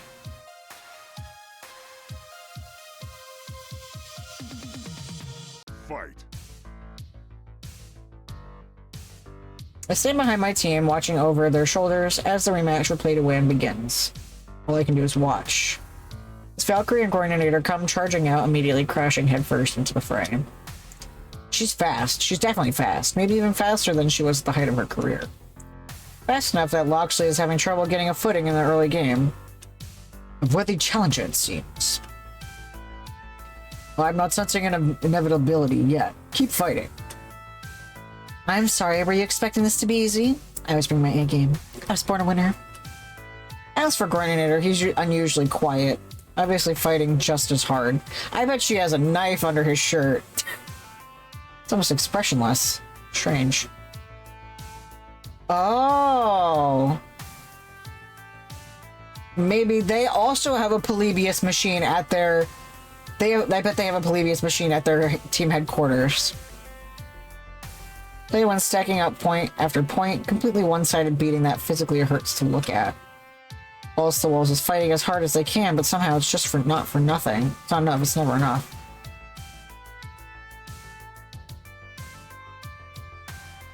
I believe in you. Don't give up. I believe in you. I know you can do this. You haven't lost yet. My encouragement falls on deaf ears as the sounds of play-to-win knocking them out again and fill the arcade. From the sidelines, I can do nothing to stop this. I agreed to step back, and aside from coaching, I'm unable to do a thing. Time to end this farce. With one final blow, Valkyrie crushes Loxley with a powerful ultimate attack. The final score? Over 3,000 points to 0. We didn't score a single point. Not one hit, not one knockout, nothing. So we didn't use our ult at all? I thought using your ult gives you automatic points. So I'm assuming that they just never used their ult. We lost. The most crushing loss of our entire career. I should have been there. I should have faced her myself. Was stepping back a mistake? Could I have prevented this, or would the outcome have been the same? She warned me to stay away. She knew she'd win and wanted to protect my reputation. But I'm still their coach. This is my loss as much as it's theirs. The reporters caught every moment of it, of course. Our shaky cam phone video beating P2W originally is nothing compared to that. What's more... What a fight! The blazing comeback of Victoria Proud, retired veteran no more. This moment is going down in esports history, folks. Valkyrie strolls right past us, ready to deliver as many interviews as the media are willing to offer her. Miss Proud, how long have you been planning this comeback? Please, please, call me Valkyrie. I'm back in competition after all. So this wasn't a one-time thing? Of course not. I'm back for good. And I'll personally lead Team Play to win all the way to Pro Tour Championship glory. As if that wasn't bad enough. I'm Vicky! Valkyrie's niece pokes her way through the crowd, runs up to her and gives her auntie a big hug right in front of the cameras. You win the game! Hooray! No. We raised a lot of money for charity today. So in the end, I'm not the winner. We're all winners. She did it. She stole our story. We were the underdogs rising to the top by leveraging her comeback with dramatic timing. Now she looks like the underdog, and we're just another stepping stone on her return to glory, a footnote in her history book. As for Groininator, he avoids the cameras, choosing to stay off to the side I approach. Groininator, what the heck was that? Did you know she was gonna fight us herself? My cock. I'm sorry, but I think it would be best if we don't speak to each other again. What? This isn't like how it used to be, like the good old days. Things are different now. It doesn't make any sense. Tell me what's going on. I can't. This is for the best. Goodbye. And he walks away without another word. Hey, I don't understand. We've always been able to be honest and open with each other before. Despite being rivals. Why go so cold on me? With the press swarming around Valkyrie and the rest of Team P2W, well, we're left standing around on the sidelines stunned by it all. Zapper's the first to break the silence. What the fucking hell was that absolute clown fiesta out there? We couldn't get a single hit in. They made us look like complete chumps. Not 1 point, a complete shutout? That does not happen at the professional level. So we lost. It's just an exhibition match, it doesn't matter. We look like complete failures. We're probably still on track to qualify for the Pro Tour in a few weeks. This doesn't mean anything. No, this is one extremely clear meaning. Inevitability. Friends, this is what we call the cynicism business, inevitability. This is the universe telling us that this entire thing was probably doomed from the start. Could have been worse. Everyone stay calm. This doesn't mean Balls to the Walls was a mistake. New professional teams sometimes take years to really get off the ground. Yes. I see. Victory, Well then. That is the inevitable thing. Get back at them eventually, just need patience, right? Right. He's trying to keep his energetic knightly persona up, but even when Lox is having doubts, the guy who hurls himself headlong into absolute loyalty. They let him down, let them all down.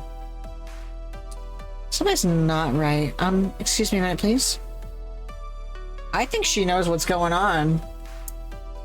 With a distracted air, Grace pulls out her phone and walks away to make some calls. Nobody's happy with this. We get that. No point in harping on it. Our plane back to the city leaves in 6 hours. Suggest we go get our stuff and head off to the airport. Anything else? Any other decisions? Those can wait. Go home, get a full night's sleep, sort things out, practice tomorrow with a clear head. Agreed? Yeah, agreed. Jinx, can you be captain? My balls are not on the wall. It doesn't have to mean anything. It's not even an official loss. We haven't lost standing. Sort of Valkyrie stole our thunder. So what if we look like stumbling toddlers out there? It doesn't have to mean anything. Nothing means anything at all. Bro, what is going on? I'm freaking out. One plane ride, luggage off to the carousel, ride share back to the apartment building. Healthy dinner, everybody retiring early to their rooms. Late rising, wandering off, doing their own thing. It's late afternoon with the sun starting to go down. Time for team practice. And I'm the only one here. Nobody else showed up for our regularly scheduled drills and online ranked matches. I pull out my phone to send off some texts to my teammates, but hesitate. Truthfully, I wasn't sure I was going to show up. This whole thing, it hurt. It hurt hard. I'm still not sure what to think about it all. The only reason I came downstairs to the arcade was out of some sense of routine and scheduled normalcy, but actually playing FOD2 after that disaster? I don't know, I just don't know. Given I'm the only one here, well, maybe they don't know either. I think the machine was either rigged or there's some bullshit going on. When I looked up, I spotted everybody's favorite artisans of fancy bespoke pizza tending to the arcade, emptying the coin trays, checking the change machines, stuff like that. When they see me standing there all alone in the middle of the empty arcade, well, I think they know what's going on. Tough times, huh? Yeah, you can say that again. Tough times, huh? Yeah, yes! I knew he was gonna do it. We were watching the match yesterday during the mid-morning brunch rush. Well, it didn't look very enjoyable, all told. Can they adopt me? I don't know. That nice lady seemed very happy about it. That was their arch nemesis, Matt. Oh, well, in that case, no. Not an enjoyable event in the slightest. I take it the rest of your team are similarly... Yeah, you can say... No, they're not happy. I'm wondering if any of them are going to show up for practice tonight, or ever again. Maybe this whole thing was a mistake, forcing them to play at being something they're not, just for the sake of my own dream. Now, let's not assume your dreams aren't even slightly related to their dreams. Dreams can be a funny thing. There's a lot of overlap between them. For instance, I love cooking, and Ben loves business. I'm happiest over a warm oven, while he's happiest over a warm spreadsheet. So we've started a few ventures that we knew would satisfy both our dreams. And supporting each other? That's the best dream of all.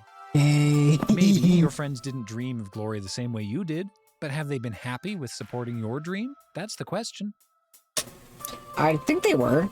I mean, Hamza's tournament was pretty cool, and we got to go to Max and meet the Four Heavenly Kings, and we got this kick-ass home together. Honestly, I thought things were going great, but if they were happy, why aren't they here? That sounds like the kind of question you need to be asking them, not us. If I knew where they were. So, go look for them? I mean, it seems a fairly obvious solution to your conundrum. Don't let your anxiety draft up nightmare scenarios. Instead, figure out what's going on directly. I think you'll find that reaching out to people and talking things through works wonders. Yeah, dude. My phone still hangs heavy in my hand. I was about to ring them and ask what's up, right? Maybe I shouldn't assume they're sick of balls to the walls. I shouldn't assume they hate me now. Okay, thanks to you two, I'll do what I can to rally the team. Wish you the very best. May you get by with a little help from your friends. Lend them your ears and sing them a song. And try not to sing out of key. Okay, Matt, let's stop this before we get sued for copyright infringement. Be seeing you. Oh, I love them. I want them to adopt me. Problem is that the hour's growing late. I don't think I can check in on all my friends. Maybe 2 at best. First one I should reach out has to be Zapper, of course. That goes without saying. I fire off a text to Zapper, I get an immediate reply. That's positive. Negative, it reads out getting drunk back late. Oh, hang on, follow-up text. Come over if you want to get wasted with me, okay, thanks. And there's the address, a bar 2 blocks down from here. Shouldn't be a long walk. I can jog over there quick, talk things over with Zapper, encourage her to come back. Simple, right? I don't drink. I'm not gonna drink with her. Cam Cop! Not Cam Cop. I don't think I've been to this bar before. I know Zapper and Loxley sometimes head out here for boozing, her word, and libations, his word, but I haven't joined them. It's a cozy esports bar, just like any other esports bar. TV screens everywhere showing current matches, games and drafts on tap, all the fixings. And of course the classic wooden brass bar complete with bar stools, with Zapper perched on one slumping forward in her seat with a half-empty glass in front of her. With the stool next to her wide open, I slide over and have a seat. What are you having? No idea, but it may be my second one. Are you here to chew me out for missing team practice because I'm not in the fucking mood? I was gonna ask why you missed it. I was gonna ask why you missed it, but no chewing. Everybody missed it. It's basically canceled. The whole team gets a self-care day as far as I'm concerned. Well, crap. That's bad. Well, this sucks. Not the self-care thing, the everybody gone thing. Also, I'm failing at the self-care thing for that matter. I'm reasonably sure going out boozing because you're sad counts as self-destruction more than self-care, right? Valkyrie wouldn't do this, and yet here I am. You're not Valkyrie. Yeah, I'm not. I'm probably gonna be a washed-up loser when I'm her age. She drains a portion of the remaining beer, then sets the glass aside to turn and chat with me. It's ridiculous, right? Tell me you agree that it's ridiculous. You can't be a middle-aged esports star, and no one can. The prime for esports players is actually late teens to early 20s. After that point, it's basically over. Reflexes slow down, you have trouble keeping up with the meta. It's not ageism, that's statistics and biology. The human body only has a short window where it operates at peak performance. So that's why I'm in pain all the time. No, like, I'm thinking all the time about how I used to just go to work and come home and not be in pain. And maybe like the past year and a half, I come home from work and I'm in so much pain. As you get older, you transition. Being an industry rep or coach or, sickening as to say it, a trading card game expert. This is so f***ed up. And I'm not going to be untapping red mana during the upkeep phase into my 50s. That's the opposite of awesome. Peaks are, oh, the last 2 years. I'm 27, yeah. Because, like, I'll be... One of the things that I notice the most is when I get out of the vehicles driving home from a blood drive, and I get out of the truck, and I'm just like, oh, my legs! Like, it literally hurts to walk again after getting out of the trucks and stuff. And Valkyrie, Victoria Proud, she followed that arc, right? Retired when she hit 30, or transitioned to coaching, made money, did well for herself. And then she goes, okay, I feel like being a player again, and completely obliterates us at a high-profile event. I mean, is it really that implausible? The demon's pushing late 30s, but he's doing well in the Four Heavenly Kings. There's a reason 4HK are seen as more of a legend than a competitor. They innovate new play methods and everybody loves them, but they aren't really conquerors anymore. It's not like team play to win, not like Valkyrie. So how do you think she did it? How'd she not lose a single step as she got older? Question I've been asking myself all day. I think I have that answer. Sepper pulls out her phone and taps to a page she had bookmarked. Shows it to me. Yoga, going vegan, regular exercise, never smoked, doesn't drink, no kids of her own to wrangle, nothing except absolute drive and determination to stay in shape. She's a goddamn machine, 24/7 dedicated to maintaining her high performance. No wonder she's came back roaring from obscurity. Yeah, hours... Okay, I can see why the very idea of this would disgust you. Spending hours every day on a strict regimen of self-discipline is very much not Zapper. Exactly! My ideal is awesomeness. Doing whatever I want, whenever I want. No compromise. Because nothing matters and the universe is unfair. It doesn't care if you're naughty or nice, clean or dirty. It takes and it takes. Cloudy's death was proof of that. She lived a good, clean life and still died from the big C. If life is a currency, I want to spend it, not hoard it and conserve it like Valkyrie does. God, same. So you need to figure out a way to beat her without compromising your ideals. Yeah, easier said than done, right? She stares at the glass, the last of it still bubbling away in thought. He was right, you know. He was right about what? Domino. Remember back when I kicked his ass?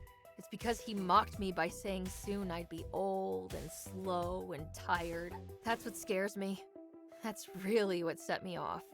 He said all my glory days would be memories to look back on in sorrow. Once I was a retired jock, alone and unloved with nothing in my life. I chose to live hard, play hard. When you're a teenager, you feel immortal. I felt like I could do damn near anything. I'm only in my 20s, but I can see the end of my road on the horizon. You know, it's like my midlife crisis hit me early because, Ouch. well, live fast, die young. Maybe Domino was right. I could flame out hard and end up busted and old and alone. Or I could burn away any semblance of fun from my life so I can keep the glory going like Valkyrie did. I don't know. And several beers in, I still don't know. Maybe there isn't a solution. Maybe I'm just gonna end up a wreck, alone, and unloved.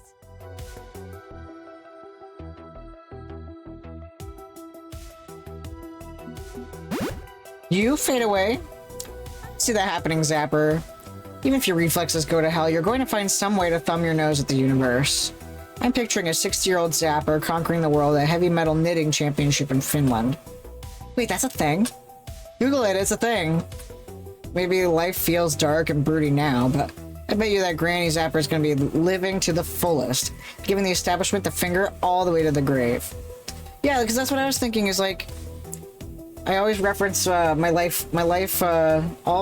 wisdom in life I give to Jeff Rosenstock, because another thing is in his new album, he ends it on the note of saying that he just wants to stay young forever, no matter how old his body becomes.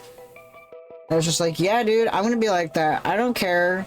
The older I get, the younger I'll feel. I don't care. Even if my body is fucking horrible, I'm gonna be out here doing what makes me happy. I'm not going to change my life to be miserable, because it's just like, okay, I'm only here once, so I'm just gonna do the stuff that makes me happy. So, and doing a sick backflip straight into my coffin. Maybe the Valkyrie thing threw me through a loop, but you're right about what I want to be. Can't stop, won't stop. And I love you for it. You're unrelenting, and that's admirable. Oh, you're making me blush, you goddamn nerd. Okay. At the very least, sitting around here sucking back pints is probably not helping my situation. It's not even fun drinking, it's just drinking, and that usually is a sign that it's time to stop. She nudges the glass aside and hops off the bar stool with her short stature. She actually goes down an inch or two from my eye level.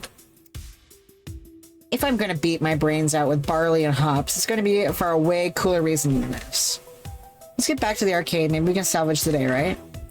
You can head back if you want, but I'm gonna try and squeeze in some FaceTime with someone else before the evening's through. Okay, you know what? You help me, so I'm gonna help you. We work together, we can cover more of the team. How about it? I'm only 1.25 sheets to the win rather than 3 sheets to the win. I can handle it. It would help, yeah. I have a feeling everybody is a little off tonight. The more we can do to cheer them up, the better. Okay, whom should I play cheerleader for? Water. Oh, thank you, Xanity.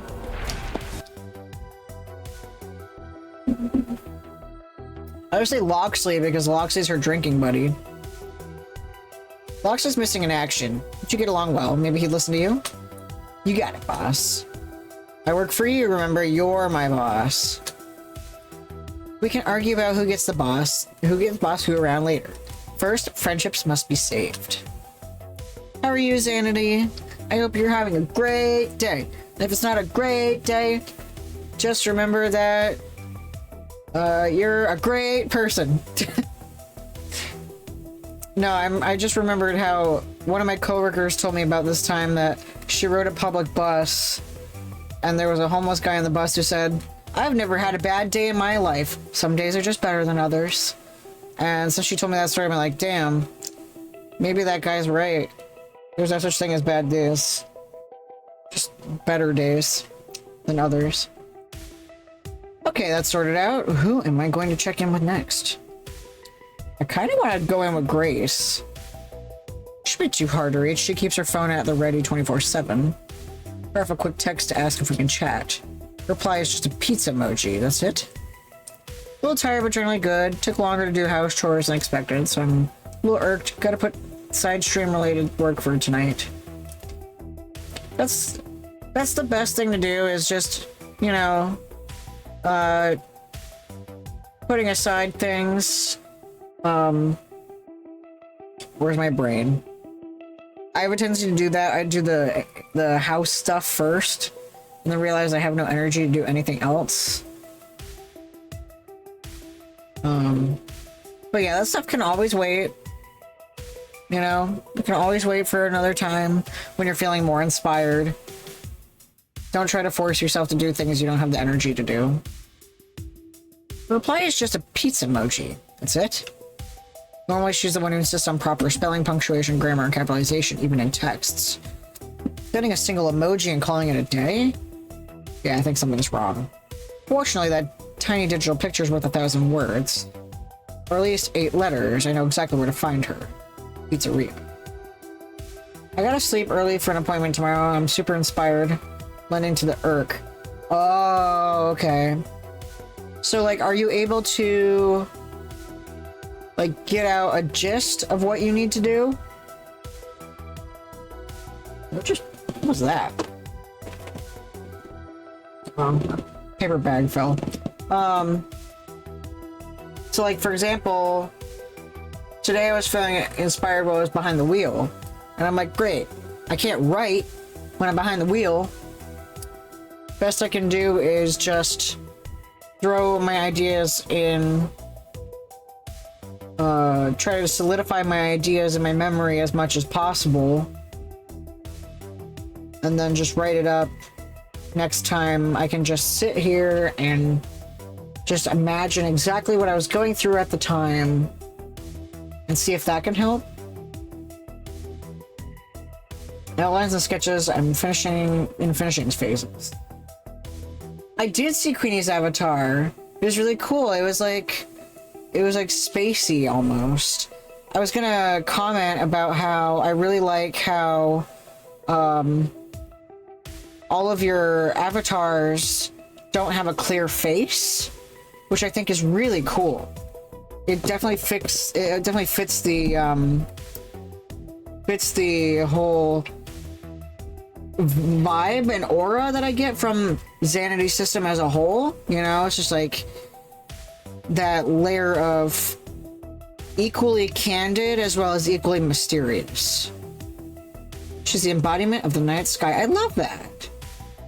We do exactly that writing thing. Yeah. Wibbly wibbly identity wenity. Yeah, I love that. I am gonna start bringing a notebook or a sketch pad with me to work, because I get all these ideas and then it's always when I'm like doing something else and I'm like, oh, I just want to, you know, put this idea down during my break. But then again, I'm like, oh, it's my break. I should be resting. So. And it's harder on days where I have to drive. Fortunately, that tiny digital pizzeria, yeah. We're going to the pizzeria. I feel like Grace knew exactly what was going on. On arriving, I can see why Grace was late to team practice. We download the app We Know, which helps us get everything out, or we use Google Docs. You use voice to text with Google Docs. Yeah, you can, but at the same time, most of the time that I'm in a vehicle for work, it is when there's another person there. And so I would feel really anxious to just like load up Google Docs and just start using my voice to text right there in front of them. And they'd be like, what are you doing? I'd be like, I'm writing. Be a little weird. Yeah, no, I would never do that in front of another person. But like today, I was alone in the truck, so I was listening to a podcast that reminded me of a concept that I wanted to write. So I listened to that podcast so I could get into that spiritual energy. So I was like, oh yeah, this podcast is a little influential to this idea I have.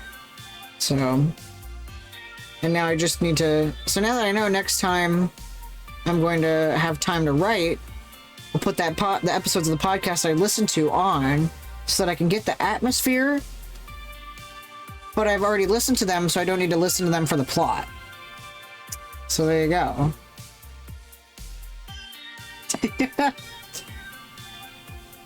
It's kind of like the two ideas. One of them is a podcast, one of them is an album. And every time I listen to that album, I somehow remember Gorb, which is the street sign with the googly eyes in downtown. That has nothing to do with my story. Yeah, all of them with smells. Okay. 9:04. Okay. All calling Nana. Food arriving at 9:04. Calling Nana. Food arriving at 9:04. Is Nana awake? Associative memory and knowledge is fun hacks and so interesting. I've had that feeling with smells before. Pub grebe. Oh my god, we're getting pub grebe for dinner. I'm still obsessed with Jill getting angry when we talk about pub grebe. Smells are very deep. Unfortunately, my smell memory is gross. Gross, horrible things is what I remember. What's pub grebe?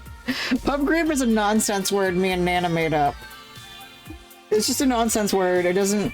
It's just a feeling, you know? Pub grebe, it's pub grebe. Pub grebe is pub grebe. There's nothing...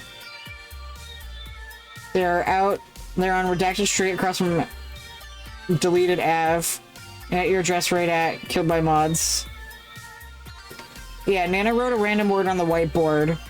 And when Jill visited our apartment, she didn't know what it meant, and it made her angry. Pub grebe versus watermelon.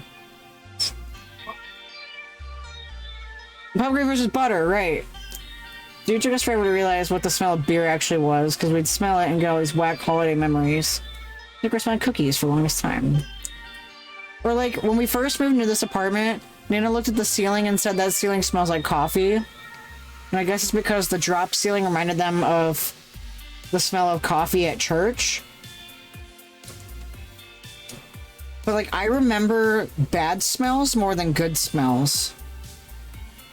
So like, I have a smell memory for the way buildings smell at blood drives. Like, there's one that's like at this what is it? Not the Knights of Columbus, the other one, the Elks Club. And it smells like Febreze and urinal cakes.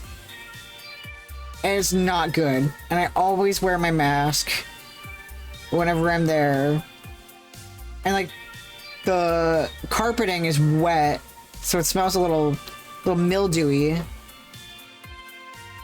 But then this other time we went to this high school, and it smelled like my high school. And I was like, oh, this smells like the theater. It was really weird. Brains more readily retain potential threats. Oh. I should have known that. I wrote a whole... My senior thesis in college was about what the brain does during trauma. Theater smells like dusty upholstery and oil butter popcorn.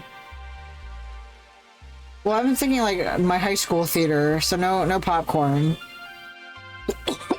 Like my high school theater smells like 1 year it flooded and they had to get all new upholstery and stuff. So I just like remember the smell of what once was a flood.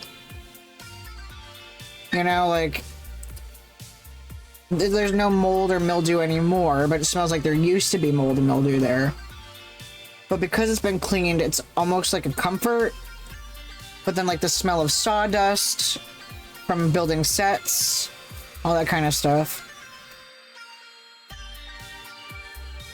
More than anything, I always remember like patterns. Like how things are patterned. And like the feeling. Like, for example, I remember really well how my shoes feel at the Detroit National Airport. I've only been there twice as a layover, a 50-minute long layover. But somehow that like ingrained in my memory. Or like our local airport always reminds me of brownies, because one time we were picking up my mom from the airport and my dad bought me a brownie and I was like 7 years old and had a retainer in. I forgot to take my retainer out when I ate the brownie and I started crying because there was brownie in my retainer. It makes me laugh to this day.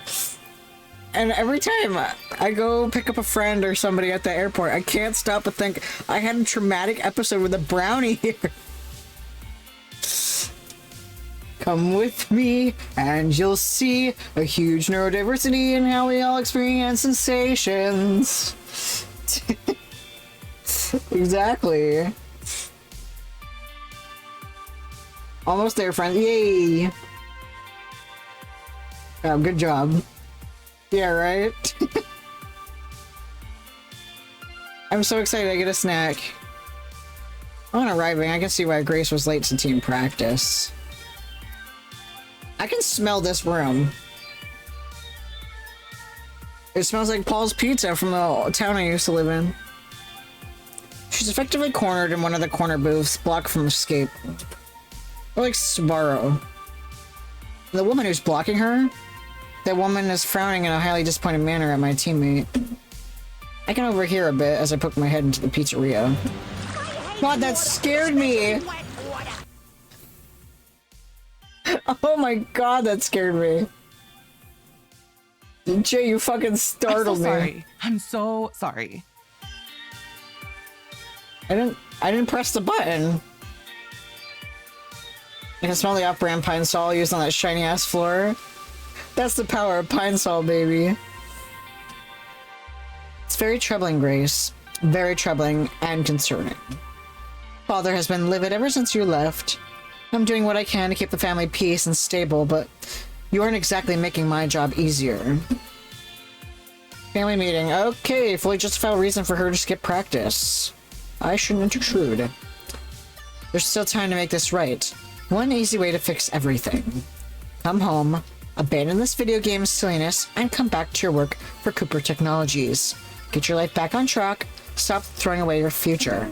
I mean, it's, I wasn't trying to cause trouble or anything. Once you're safe and sound back home, there won't be any trouble. All will be forgiven. Grace droops in her hard plastic seat, clearly wanting to object but unable to raise more than a mumble. I see the problem. She hates confrontations, especially with her family. And if they're pressuring her to leave balls to the walls, maybe she wanted my help. She did text me a quick pizza emoji to summon me here. If she didn't want me involved, she didn't have to reply at all. There's one way to be sure. Excuse me, Grace, I was wondering if you knew where Loxley's socks went? He was looking for them earlier. We established Loxley's socks as a safety signal before going to Max. It's a way for Grace to ask for help exiting a situation without tripping her anxiety. Excuse me, a private family conversation. Take your laundry business somewhere else. Yes, the socks. I think they're mixed with my laundry basket, sorry. Right. There's my confirmation that she needs me. And there's my confirmation that food has arrived. Thank you.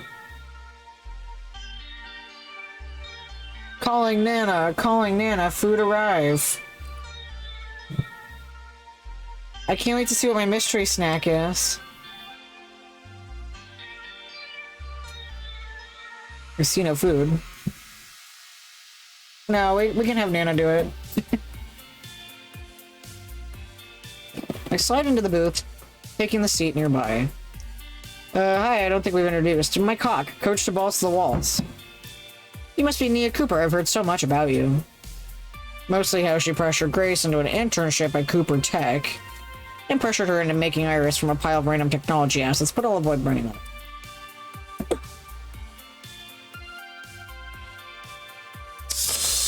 Is he? Did he take our food?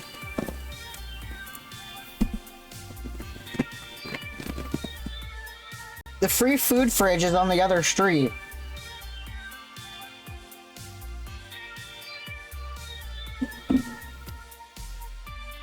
This guy's an outlier, by the way. I respect people in wheelchairs, obviously. A lot of my friends are in wheelchairs. But this guy's an outlier. Pinned by my politeness, I ask, is it regular for a wheelchair guy to snag food? No. Shit, Ren. You said a snacky. That's not a snack. Care package. Jesus Christ.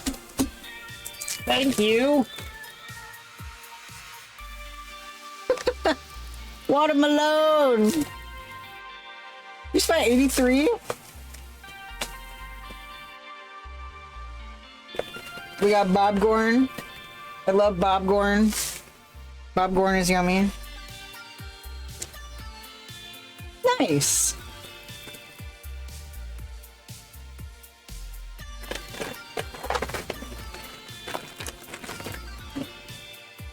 Nice.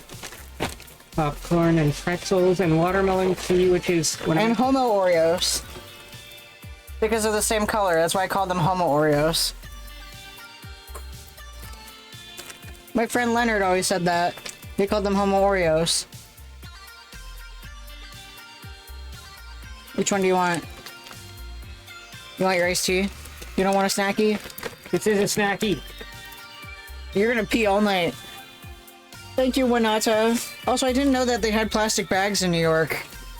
Plastic bags don't exist in New York, so I'm wondering where they got this. New Jersey, obviously. That courier was really fast. As an artist, Hope's profile would be so fun to draw. It's funny because I don't like my profile. I always thought that my profile looked kind of funny. Those are off-brand bulk bags you can order from nearly anywhere. Yeah, but plastic bags are illegal in New York. Anyway, thank you, Ren. I'm bad at showing thank yous, but thank you, Renata. Thank you, Sabrina. We love you. I'm thinking the driver would have bagged it. Maybe, but like I thought they would. The store that it was purchased from would be put into a paper bag, because all stores have paper bags here.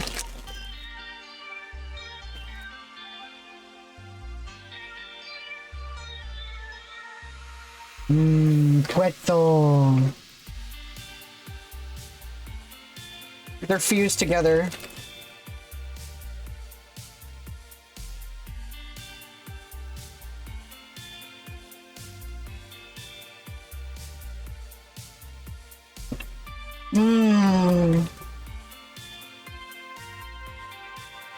Pretzel.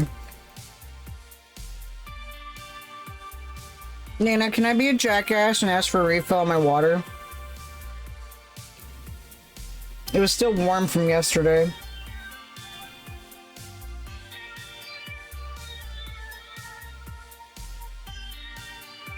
Water. Right as I handed it off. Anyway, pinned by my politeness, Mia is forced at least to offer a token and cordial greeting. Yes. Hello. Pleased to meet you. If you don't mind, I was having a chat with my little sister. I think my team coach should know if I'm leaving the team. It's not good business to leave your partners at a negotiation, right? Right, fine. Okay, my foot's in the door of the situation, but that's the easy part. The hard part is going to be providing Grace the help she's asking for. And the game froze again. This game doesn't like it when I leave it idling. I could easily just step in firmly, speaking on her behalf, telling her sister where she can shove her generous offer. Really assert myself as her team captain. But I should absolutely not take away Grace's voice. I have no right to speak on her behalf. She doesn't need a hero to fight her battles for her. Oh no, you're fine, Xanity.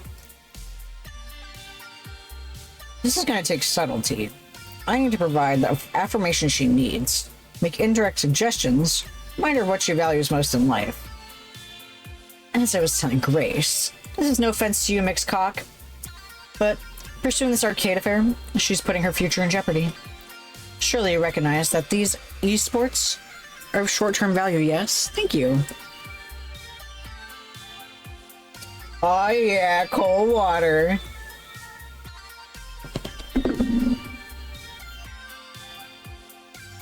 Grace would be better off focusing her strengths in programming and engineering.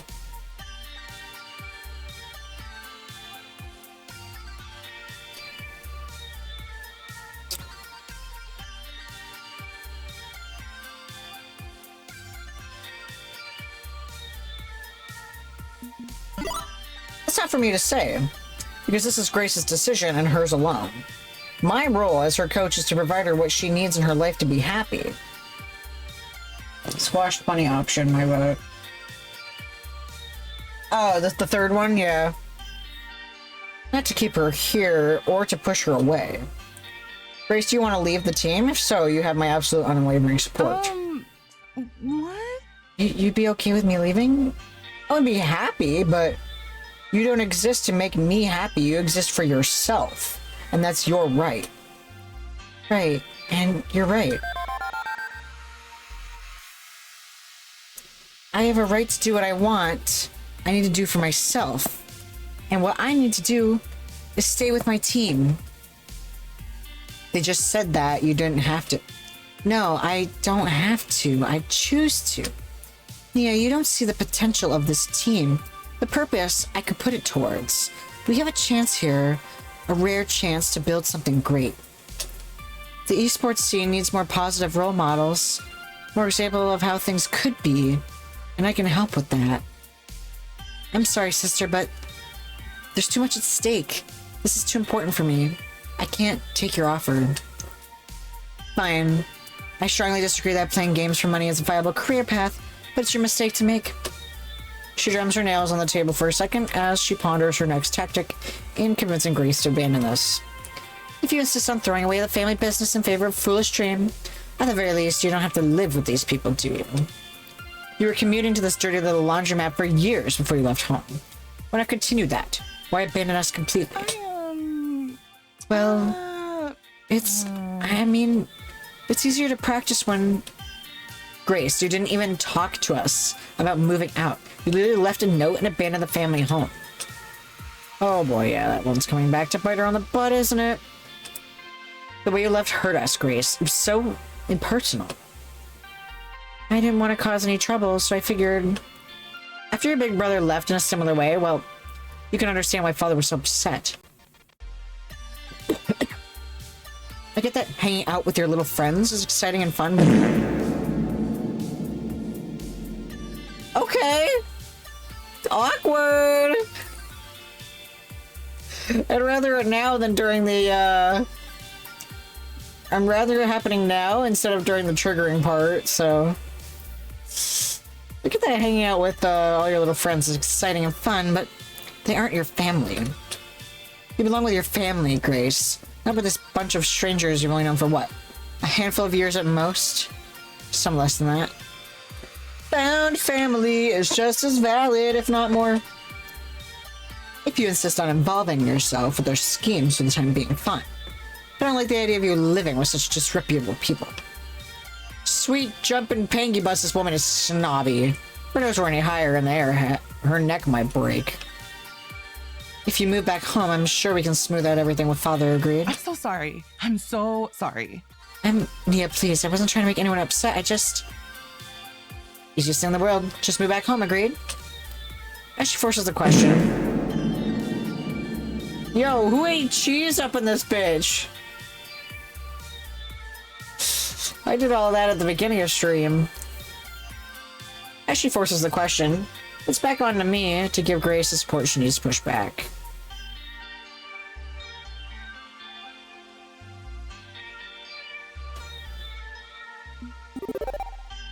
This is a mistake, Nia. You're framing this as a binary choose your friends or family, one or the other, but that's not true. Grace is perfectly capable of supporting her friends and family. She doesn't have to give up anything. Wherever she lives, she knows will support her. Location doesn't matter. Only her heart matters. Grace, where do you want to be right? What feels right to you? It's your decision. It's always your decision. She doesn't hesitate. I'm right where I want to be. I'm happy where I am, and I don't want to leave. I don't agree with Father on a lot of things, but I'm still a Cooper. I still love you, and I don't need to stay within the walls of our little world to love my family. Honestly, I don't have to be here at this new home either. I can be anywhere. I see that now, but I choose to be here. So here's where I'll stay. You know what, Sanity? I got you. I can't physically go out there and help you with all your problems, but I can encourage you to make the best decision for yourself. I'm building something for myself, just like my big brother did after leaving my family. I'm trying to find my path and figure out what kind of legacy I want to create. I'm not happy about that, but this is what I want. I want this, and I'll have it. I shouldn't apologize for living my life my own way. So can you accept me for who I am and who I want to be? Nia pauses, clearly frustrated and a little angry over these developments. But eventually lets out a dramatic sigh. You already do for lots of people, us included in the Discord server. My goal is to help people, and I've done it! I'm like... When I started this whole thing, it was I want to make people laugh as well as help people. You know, it's like, if I help you... Excuse me, if I help you by giving you something to smile about today, then hell yeah. If I help you by giving some silly little advice, it may not be silly little advice to you, you know? Well, maybe a silly little advice may be something very profound, you know? But what matters is that you're in good company, so... I can't really convince you, can I? Nope, sorry sis. This is not gonna make things easier with Father, but I'll do what I can to calm him down. I still think you're making a mistake, but you're clearly no longer a child. You've given this thought and made a decision. She rises from her seat, exiting the pizzeria booth. Are we still on for Mother's birthday party next week? Yeah, are we still on for Nana's birthday party next week? Child. Yeah. Of course. Make it ugly, but good to hear you're still... Make it ugly, but good to still hear you're willing to come see them. Oh boy. I don't like confrontations. That was so incredibly stressful that I think I'm getting a headache. I'm proud of you, Grace. I know that wasn't easy. Thank you for reading my emoji correctly. Didn't come long. I don't think I've left the team like she wanted, but I doubt we'd be on good terms right now. That's unfortunate. I missed all team practice tonight. Actually, nobody showed up. I'm checking in with people to see what's going on, and that's when I ran into you. Oh, that's not good. It's getting really late, so I think I could check back at the arcade and see if anyone's shown up. Okay, I'll come with you.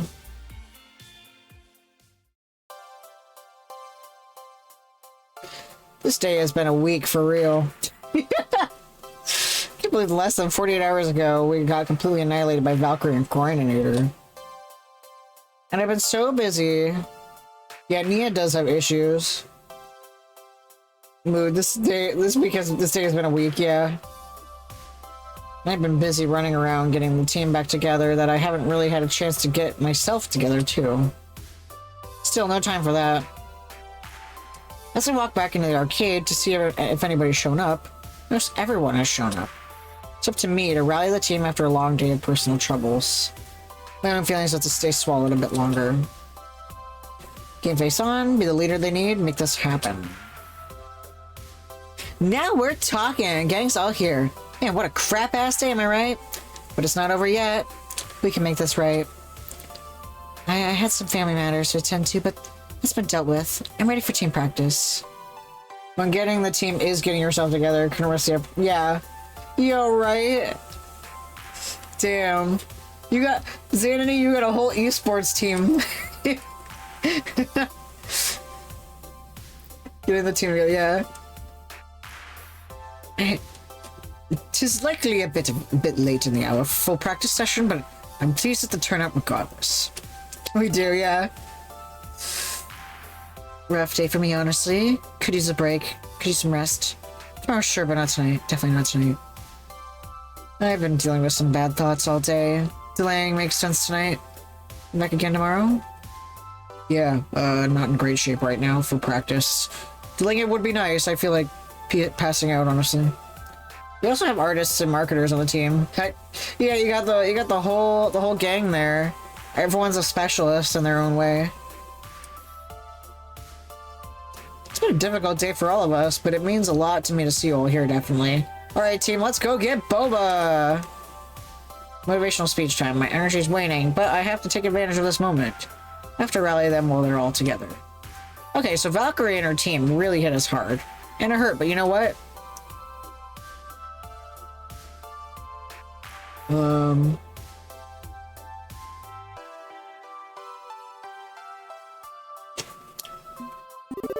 Even if it hurts to lose that badly in public and against Team Play to win, we're still together. We're still balls to the walls. And you know what? I'm proud of us. We've been living together, training together, sharing the same piece of mint-flavored dental floss. The world is our burrito. No chatty, my hands are full of raw chicken. Thank you for practicing safe kitchen rules.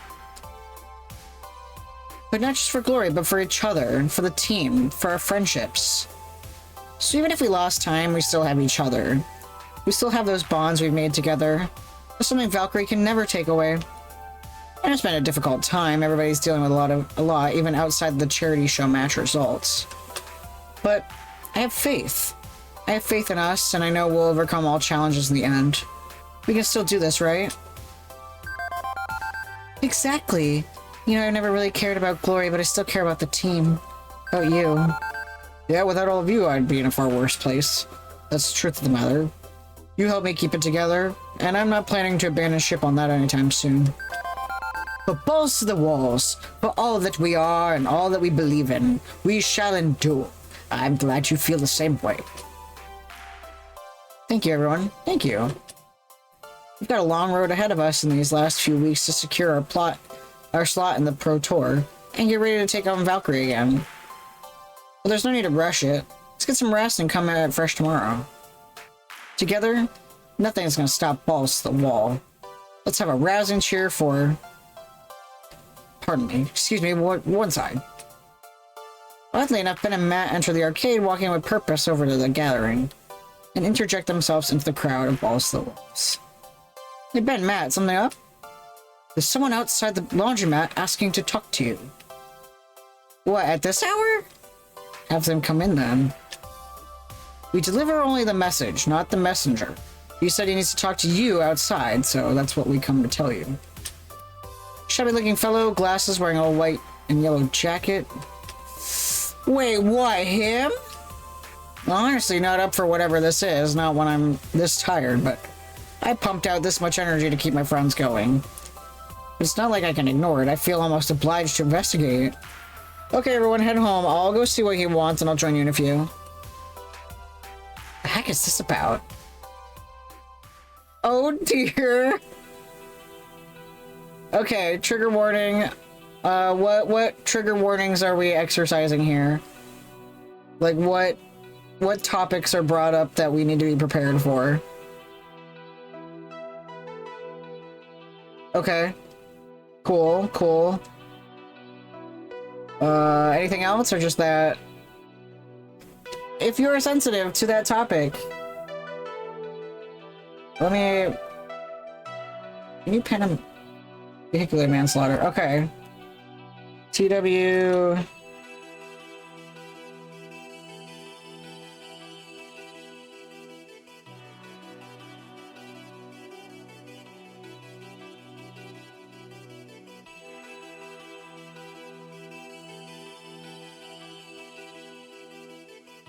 And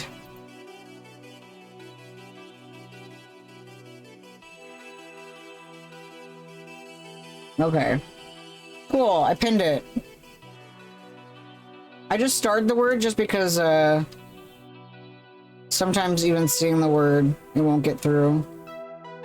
Alright. Do I need a plushie for this? Or tissues? Like a comfort object? There's only one person I know that matches Ben's description. Yeah, buddy. Yeah, you okay? Former member of Team Play to Win, the one whose viral video rant humiliated them. Coda. He's standing on the sidewalk in front of the busy street. Not now, the Bulba boy! He's standing on the sidewalk in front of the busy street, late evening traffic moving by, from green light to green light, which casts a weird glow on his slumped form. Last time I saw him, he was a ball of anger and rage, accusing me of ruining his life, but this is different. He looks broken, tired, disheveled, his old team jacket still hanging off his frame. Hey, can I help you, Coda? No, not really. In fact, I'm here to help you. He looks awkwardly down the street, rubbing at his neck before continuing. She beats you too, huh? In the end, she always gets what she wants. She always wins. I want to protest. Bring the same passion I brought to the table minutes before, but I just can't find the words. Yeah, I mean, she beat us too. Guess that makes us both losers. No way around it, we lost everything. I think I understand you now. We're both scared of the same thing, aren't we? Being nothing. But that's okay. I know what we need to do. Coda, wait, what are you... And he steps backwards into the street, directly into the path of an oncoming bus. I instinctively reach out, but come up just short, grasping at his jacket sleeve and missing. And then it's all over, and nothing would ever be the same again. Yikes.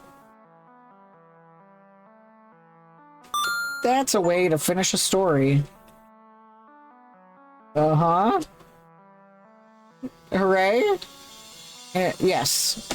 If you or a loved one are feeling like life isn't worth living, please call the National Suicide Prevention Line.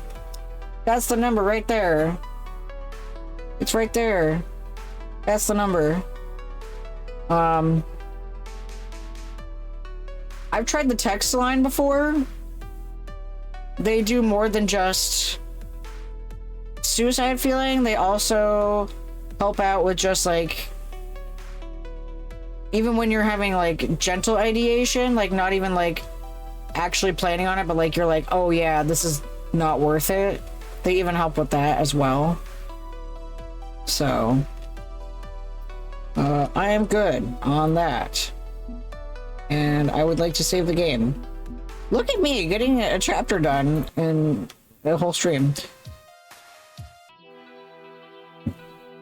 Game, Fight Shack. Punchy78 from Fight Shack here with a breaking news story. Former Play to Win member Coda, also known as Alex Zhao, is currently in critical condition at Memorial Hospital. Oh good, he's alive at least. The situation is still ongoing, but initial reports indicate this was an attempted suicide. Coda's fall from grace began with a viral video rant against everybody's favorite up-and-coming laundromat team, resulting in his team dropping him from the roster. Victoria Proud, recently unretired player and his former coach, simply stated that her team has had no business dealings with Coda since that day.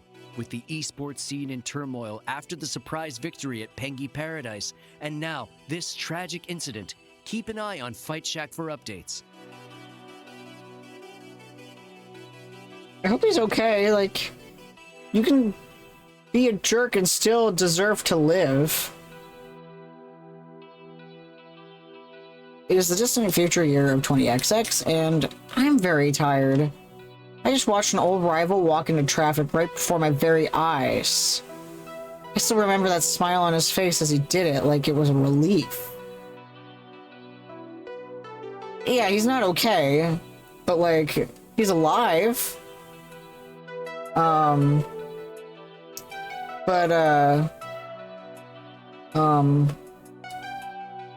What was I gonna say? Like, basically kicking him off the team got rid of everything because he didn't have a backup. That's the other thing, is that our team is all people who had lives before esports, and I feel like some of these teams, their lives are esports.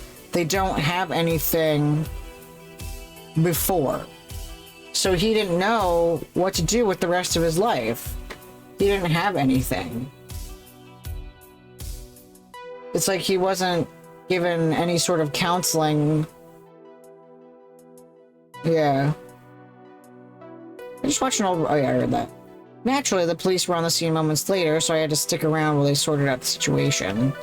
Perhaps because the cops got defunded and massively reorganized a few years ago, I'm not immediately presumed guilty and arrested. Instead, they calmly ask a few questions, talk to eyewitnesses, check traffic cameras, confirm I didn't push code into the street, and that's the end of that. But the process of gathering all the details is still slow. It's past midnight and I'm just so goddamn tired. I could leave at any time I like. I'm not in custody. I'm just standing around as I sort through it all, but every time I turn to go, there's someone new asking new questions. A woman with a lanyard rather than a shiny badge approaches me next, with concern in her eyes. Detective Jiwoo Cho. You're Mike, right? How are you holding up? Do you want to see a mental health care worker? We have a few from this community that you could talk to. I've already spoken to 2 different social workers, thanks. I have business cards aplenty. Look, I've given my full statement to the accidental death investigation team and don't really have anything more to say. Oh, I'm with a different unit. I work cybercrime investigation. Cybercrime? What does that have to do with Coda? Were you aware of the ongoing cyberbullying campaign against Mr. Zhao? Well, that's news to me. Well, that's my area of expertise. Investigation of online harassment and death threats. We can take care of these things seriously now that we have proper funding to look into them. My nephew suggested I talk to you if it helps. Jack Cho, you know him as Domino. Domino's aunt works with the police? World's full of surprises. I don't know yet if Coda's situation falls under my team's expertise, but given his involvement in esports, I think it's probable. Maybe you can help me figure out if you have time to talk. Do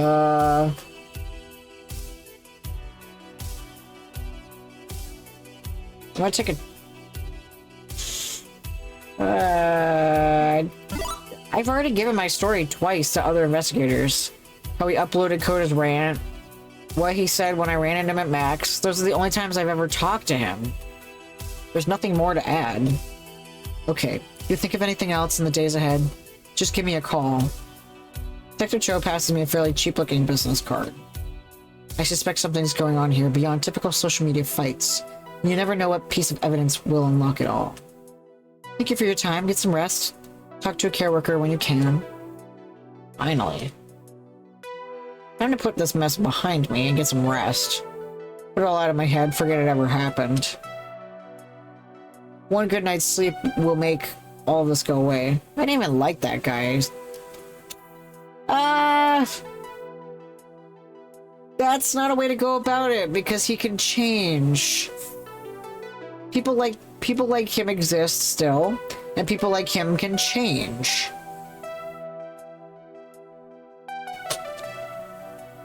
I'm just so tired. Gradually, I push my way through the halls, past my worried friends, reach my bed, and crash into darkness.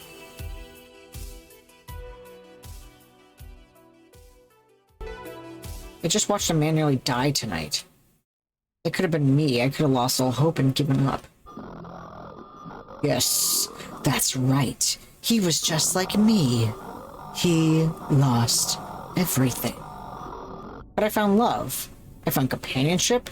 Is that enough? Couldn't that be enough? When has that ever been enough? I can't deny my ambition. I can't deny my dream, my victory. I crave it, need it now more than ever. Coda needed it too. He came up short, just like me. We completely lost our momentum. We were on top of the world, and then we failed in front of everyone. Just like Coda. And is that all I have to look forward to? Burning out like he did? If the only alternative is giving up on my dream, maybe the burning is inevitable. Maybe burning is inevitable. But if I'm going to burn, it won't be like he did. I'll burn myself on the altar of my own making. I'll strike the match and smile. Yeah, that's right, I won't give up. I won't admit defeat. This is my dream. I will see it through no matter the cost. I'll prove that I will never stop. If I can't win, at the very least, they'll know my dedication when they see the flame. The world will see. They'll know my name. Will finally be worth a damn. I will be a winner. I've got work to do. I've got work to do. I don't like that.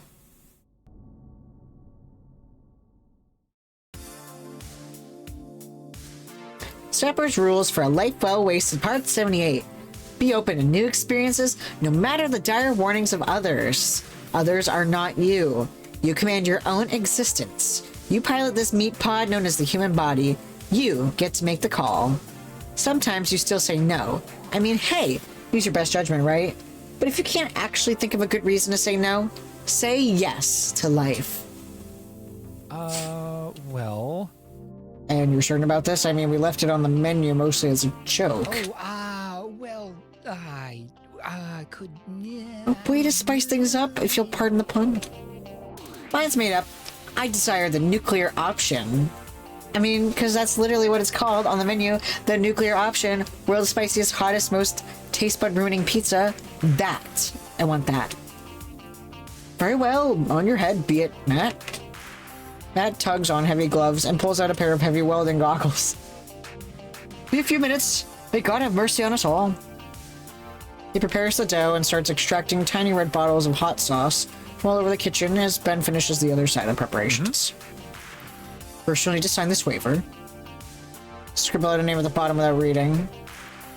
And video testimony, if you don't mind. With a roll of my eyes, I sigh and turn to face him as he raises his phone camera. I, Zoe Danvers, known as Zapper, do hereby consume this pizza for my own free will. Good enough? Splendid. Hey, can I get a diet root beer with this too? Maybe some cheesy bread nuggets? A taller order, but one we can surmount. Should I prepare enough for my cock too? Make this a proper date for you two lovebirds. I think we're on a break. Oh, that's disappointing. What? So soon? I'm sorry to hear that. No, I don't mean broken up. I mean, well, they did just watch a dude play in traffic. That's a pretty intense thing, yeah. So I'm giving them some space to sort things out. They said they're busy working on something, so I guess that means dealing with emotional stuff.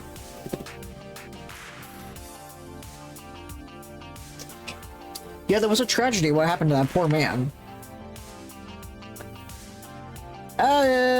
Zapper. That's... I mean, yes, he wasn't particularly nice to my cock, but still. Sympathy for a troubled soul, yes. In the generalized sense that you hate to see a human being suffer, okay, but that's as far as I go. You're right. That's how Shrap would react. Maybe I'm an asshole too, but I've got my friends to care about first and foremost. You want me weeping? See what happens if my cock repeats that act. Yeah, exactly. Shrap will... Yeah, that's literally what Shrap would say. But you're letting my cock go through this alone? For now. People have to make their own decisions about their life, their own feelings, you know? But if they're floundering or ask for help, I'll be there in a flash. I promise. I'm in for the long haul with them. Except he would have a lot more swirly squiggles and a lot more little swirly... Yeah, he would. Oh. So it is young love, then. Hell yeah, I'm going hard on this. All gas, no brakes. If it doesn't work, we both crash and burn. No regrets? Better that than being scared of life. I learned long ago not to hesitate, not to retreat, and when the Reaper comes for me, he better come while I'm sleeping, or there's gonna be a fight. Preferably a visit from Mr. Grimm after eating this, I suspect. And Matt slides the heavy pizza box across the counter, very carefully. Its glossy black cardboard featureless and menacing lies there the challenge. $12 total for nuclear option, diet root beer, and cheesy bread. That's a good price! Hell yeah, Matt and Ben for being ethical. I slam a fistful of cash down on the counter and gleefully carry my feast to a nearby table. Wait, what? What's with the inscription underneath the box lid? This pizza is not a pizza of honor. No highly esteemed slice is commemorated here. Nothing valued is here. What is here is dangerous and repulsive to us. Thank you for noticing. Feel certain ambiance of dread adds to the experience. Now, by all means, enjoy your meal. And then they duck behind the counter to avoid any impact from resulting debris. With a shrug, I pull a slice of the glowing red pizza and take a hearty bite. Well, it's certainly very...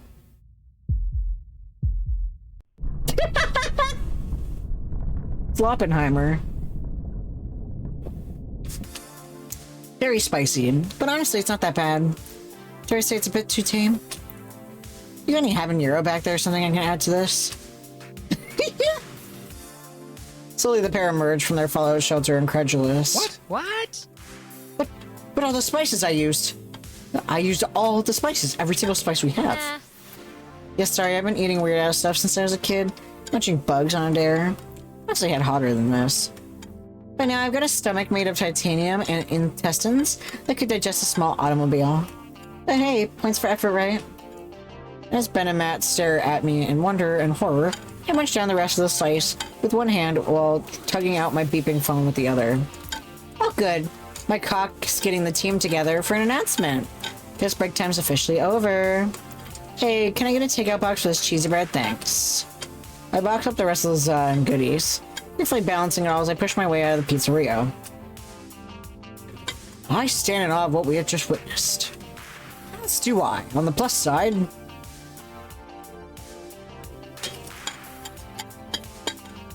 I'd take my cup if I want.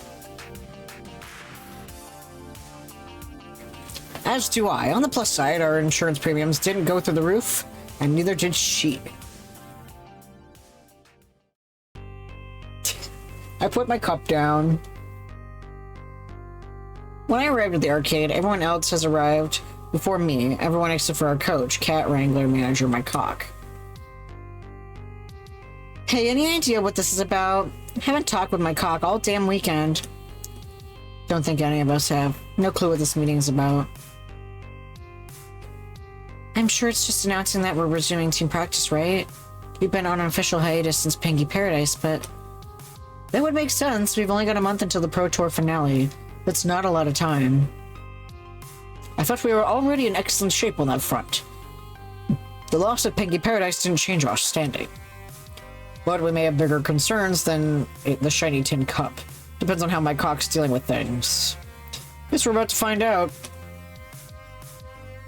No need to speculate further. My cock emerges into the arcade, pocketing their phone on arriving. Everybody's here. Good, good. We've got a lot of work ahead of us between now and the Pro Tour finale event. I'm sending you each a shared document. This is our new blueprint for the next month. Schedule of training, online tournaments, qualifying matches, and more.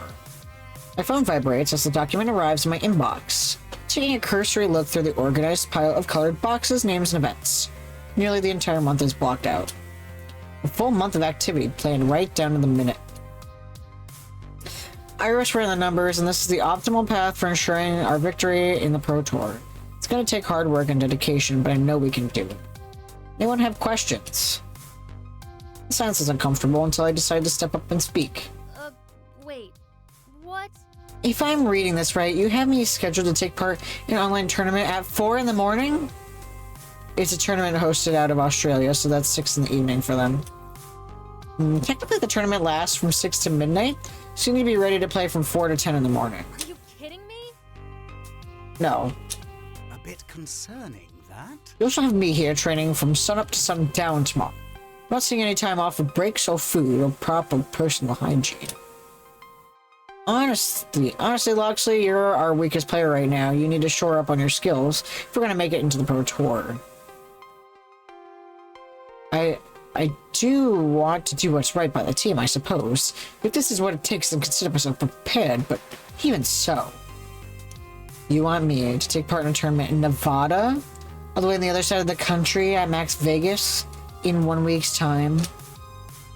Iris has already made the travel arrangements. There's a lot of qualification points on offer, and if you and I can win, it'll help our standing quite a bit. My cock, travel's not something I can do easily. You can't just toss some shirts in a bag and go. Need to check disability accommodations, research, verify if there's clear routes up to the venue. Iris already did that for you. It's all arranged. You can tune and tweak to your liking. This sucks. Wonderful. Jet lag, here we come. You know what? I'm just gonna come out and say it. This is you overacting for Coda's downfall, isn't it? You're pushing us all to the wall because you don't want to end up like him.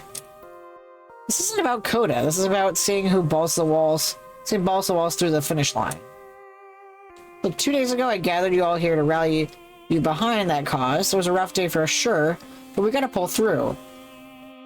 Yep, time for another my cock pen and big ol' inspirational speech. I recognize that stance. This whole schedule thing kind of sucks, but I owe it to them to hear this out.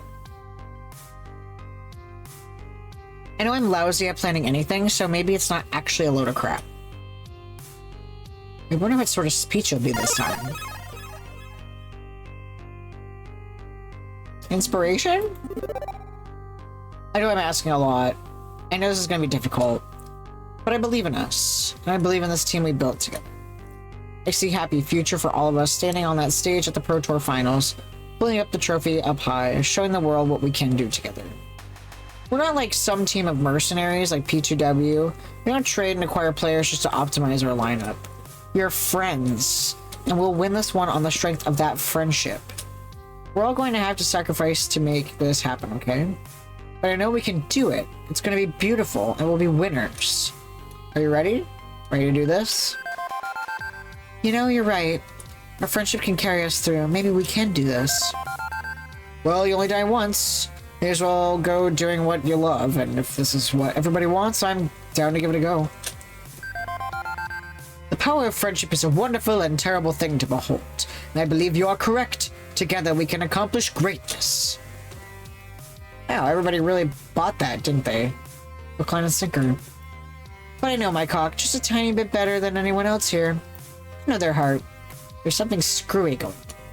Even if kicking some serious ass on the Pro Tour is very appealing, so go with this for now. If this is where you're going, I'm going with you, and we'll make this our mistake together. It won't be a mistake. You'll see. You've got my thanks, all of you. Now, it's time for an amazing training montage. Wait, we can just zip through this with 3 minutes of up-tempo rock music and some jump cuts? Wow, that's so much easier. I meant that figuratively, not literally. Aww.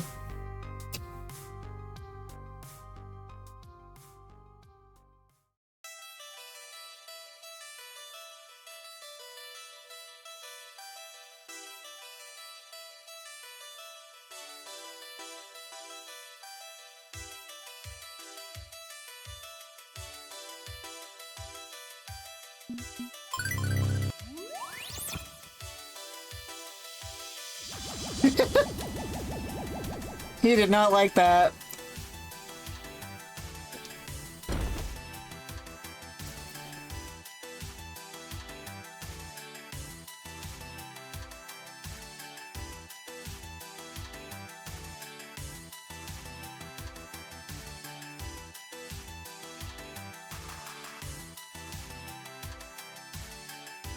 I don't like any of these. I don't like any of these.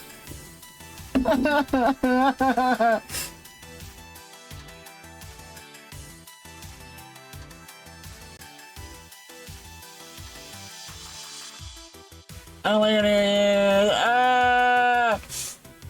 What did you do to me? What did I do to you? I don't know. How is guilting someone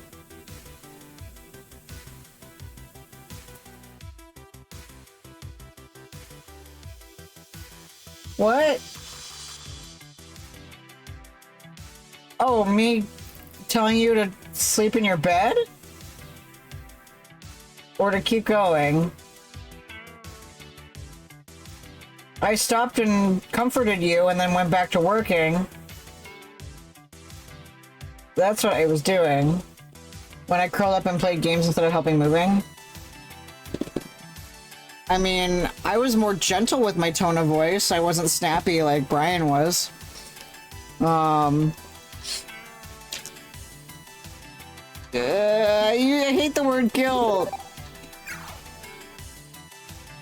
I hate the word guilt.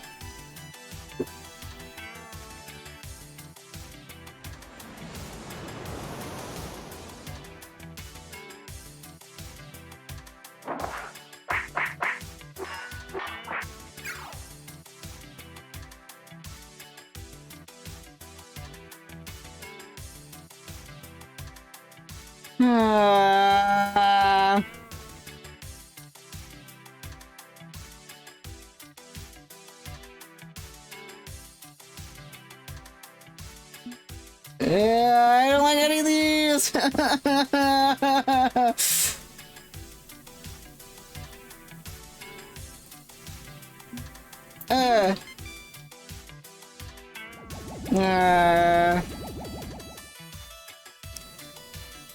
I think because we won 3 matches, I guess it's a consequence of being good.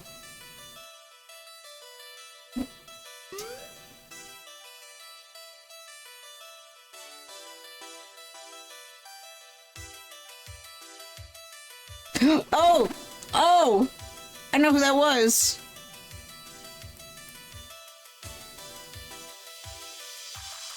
Yeah, and they're high-stress scenarios. The high-stress scenarios are,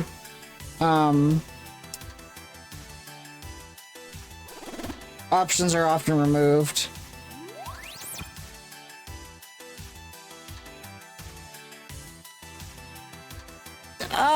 Sure.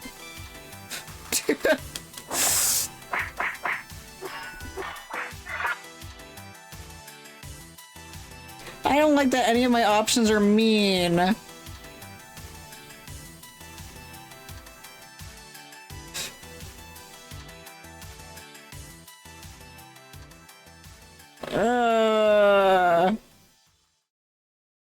Okay, I'm just gonna come out and say it. I hate this. Look, you know me. If someone tells me I can't do a thing, I need them in the happy sack and tell them, yes, I fucking can. So I'm not saying we can't qualify for the Pro Tour and kick some serious ass. I'm not saying we can't put Valkyrie in the ground. But I'm sick of this. I'm sick of color-coded spreadsheets staying up all hours training and fighting. Something's wrong with my cock. We had a great head start to our relationship, but now they barely speak to me. I have half a mind to march right up to them and demand some answers. We took an oath to support my cock's dreams, did we not? We pledged to make balls to the wall, so... You took the damn oath. I just said it'd be fun to take the Pro Tour. No picky swear or anything. I disagree, my friend. Promises are no promises. My cock has worked harder than anyone else to make this victory possible. Do we not owe them our finest efforts in return? It kind of does look like Peridot. It's supposed to be like he's an assassin, like an undercover assassin or something.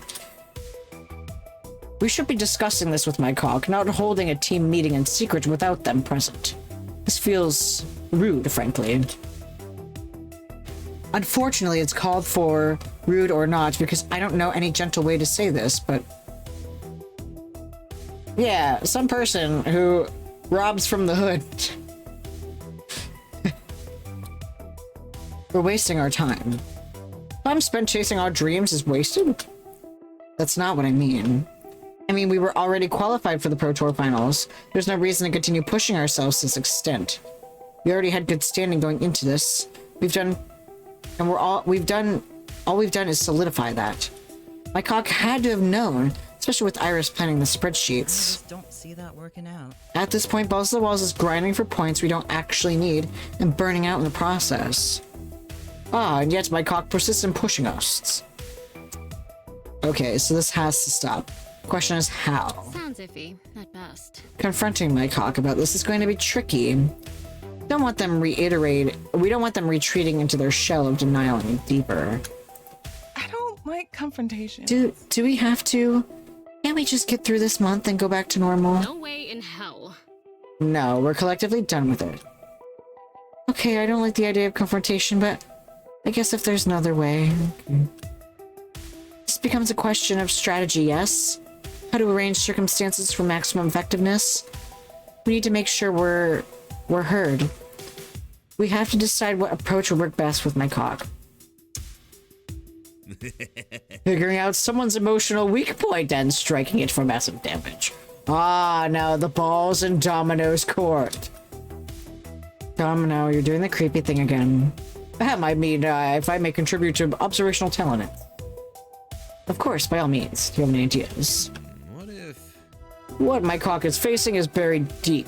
Like 2 bodybuilders with shovels and a diesel-powered backhoe deep. That means a 3-person job. Zapper, Loxley drag their ass out to the bar, get them smashed and open their heart with a crowbar. Think you can handle it? Hell yeah, I'll pull my cock soul apart with my bare hands, if that's what it takes. And I'll be on hand to make sure she doesn't kill them, I suppose. One question. You said this was a 3-person job. Who's the 3rd person? That would be telling. Meaning we won't know until we're in the thick of it. Precisely. Dramatic timing and all that. Right. Zapper, Loxley, I suggest we stay behind while you drag my cock down to the corner bar and lubricate them.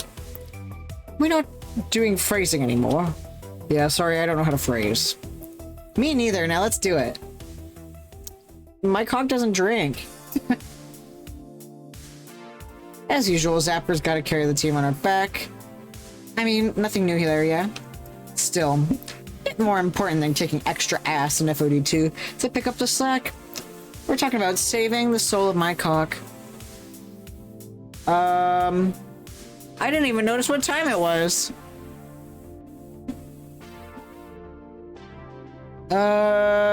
Let's just do this next conversation.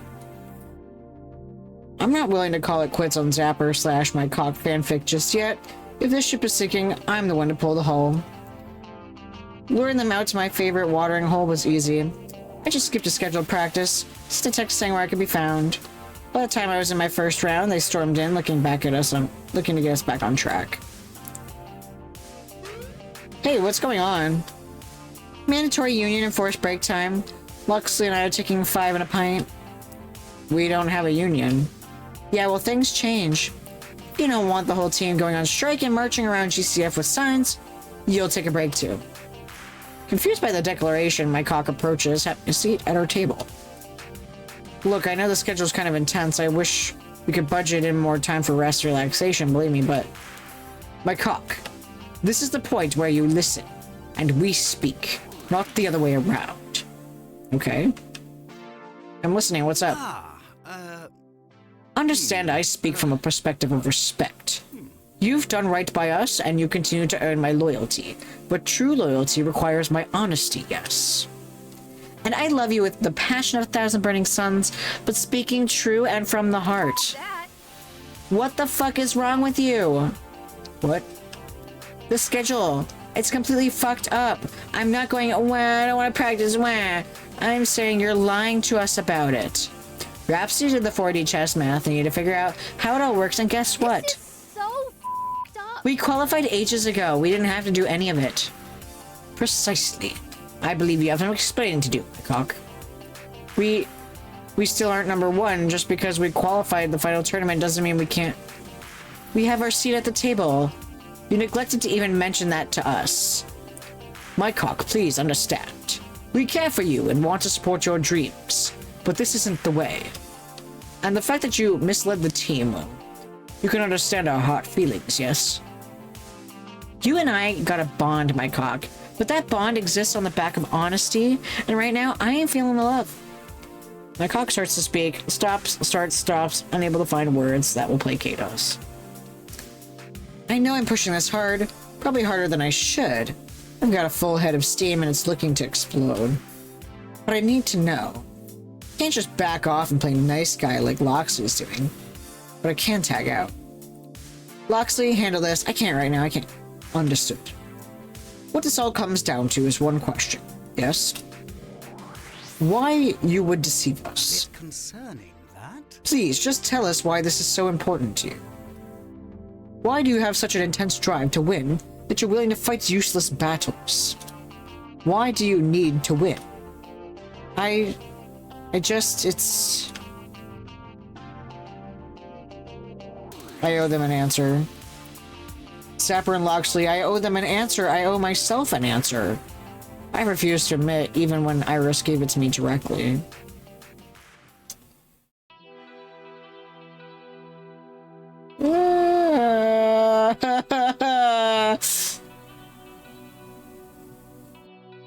I don't know. Damn. That's all I'm good for? Or, I don't know. This is all I know how to do. I can play FOD2 well. That's it. That's the only thing I have going for me. What good am I to anyone? What good am I to my friends, to the ones I love, if I can't do the only thing I know how to do? Yeah, right? Like, this is some deep shit. I'm pathetic. I'm empty. I'm just that FOD2 player. Without that, I'm nobody. Nothing. All you have... Well, my cock, you're a good friend. You're an amazing friend. You're a level-headed person. You're more than that. All you have so many other things to be proud of compared to this sad life I lead. Sapper, you're living your life at a level none of us can even comprehend. You're alive in ways I've never been and probably never will be. I don't know what I've done to deserve your love. I'm just a hopeless gamer nerd compared to you. And Loxley, you're not only defending your friends and supporting their dreams, you're trying to change the damn world. You're more important than I ever could be. Do you know what I was doing with my life before I walked through the doors of Good Clean Fun? Playing every waking hour. Every single hour, every single day, every single night. Just FOD2, grinding the ladder, ranking up, getting angry at myself. Each time I lost focus and slipped. I lived off instant noodles and win-loss records, sometimes remembered to shower, sometimes remembered to sleep. When the Pro Tour was announced, I saw a way out. But it's not a solution, is it? It made things worse. You know who else was driven and determined just like me? Coda. Maybe I'll end up like Coda, giving up all hope and letting go completely. You weren't there when he tried to kill himself. You didn't see his smile, like he was so relieved. I can't get it out of my head, and now I'm scared that if I stop for even a minute, that I'll lose what hope I have. This is my truth. And this is why Iris led me to this team, back when I began my journey. So I would finally understand the truth I'd refused to admit. If winning is everything to me, then without it, I'm nothing. My cock. You complete and utter chungus. Zappa! I mean it, Loxley. Look at me. And know this as absolute and unwavering fact. You are f***ing awesome. Look at everything you've built. Look at our team. Time and time again, you've rallied us together, made us believe in something. Do you think we'd be anything more than a loose gaggle of friends who happen to do their laundry at the same coin op if you didn't walk in our doors? Hell no! You think you're nothing? You've got no skills, you're just an FOD2 winner? Hell no. You've slammed face first into this world with the power of a blazing star and made the entire esports scene bend to your whim. That is not nothing. You're right. Chungus is a slur in the year of 20XX. You think I give a if you win or lose?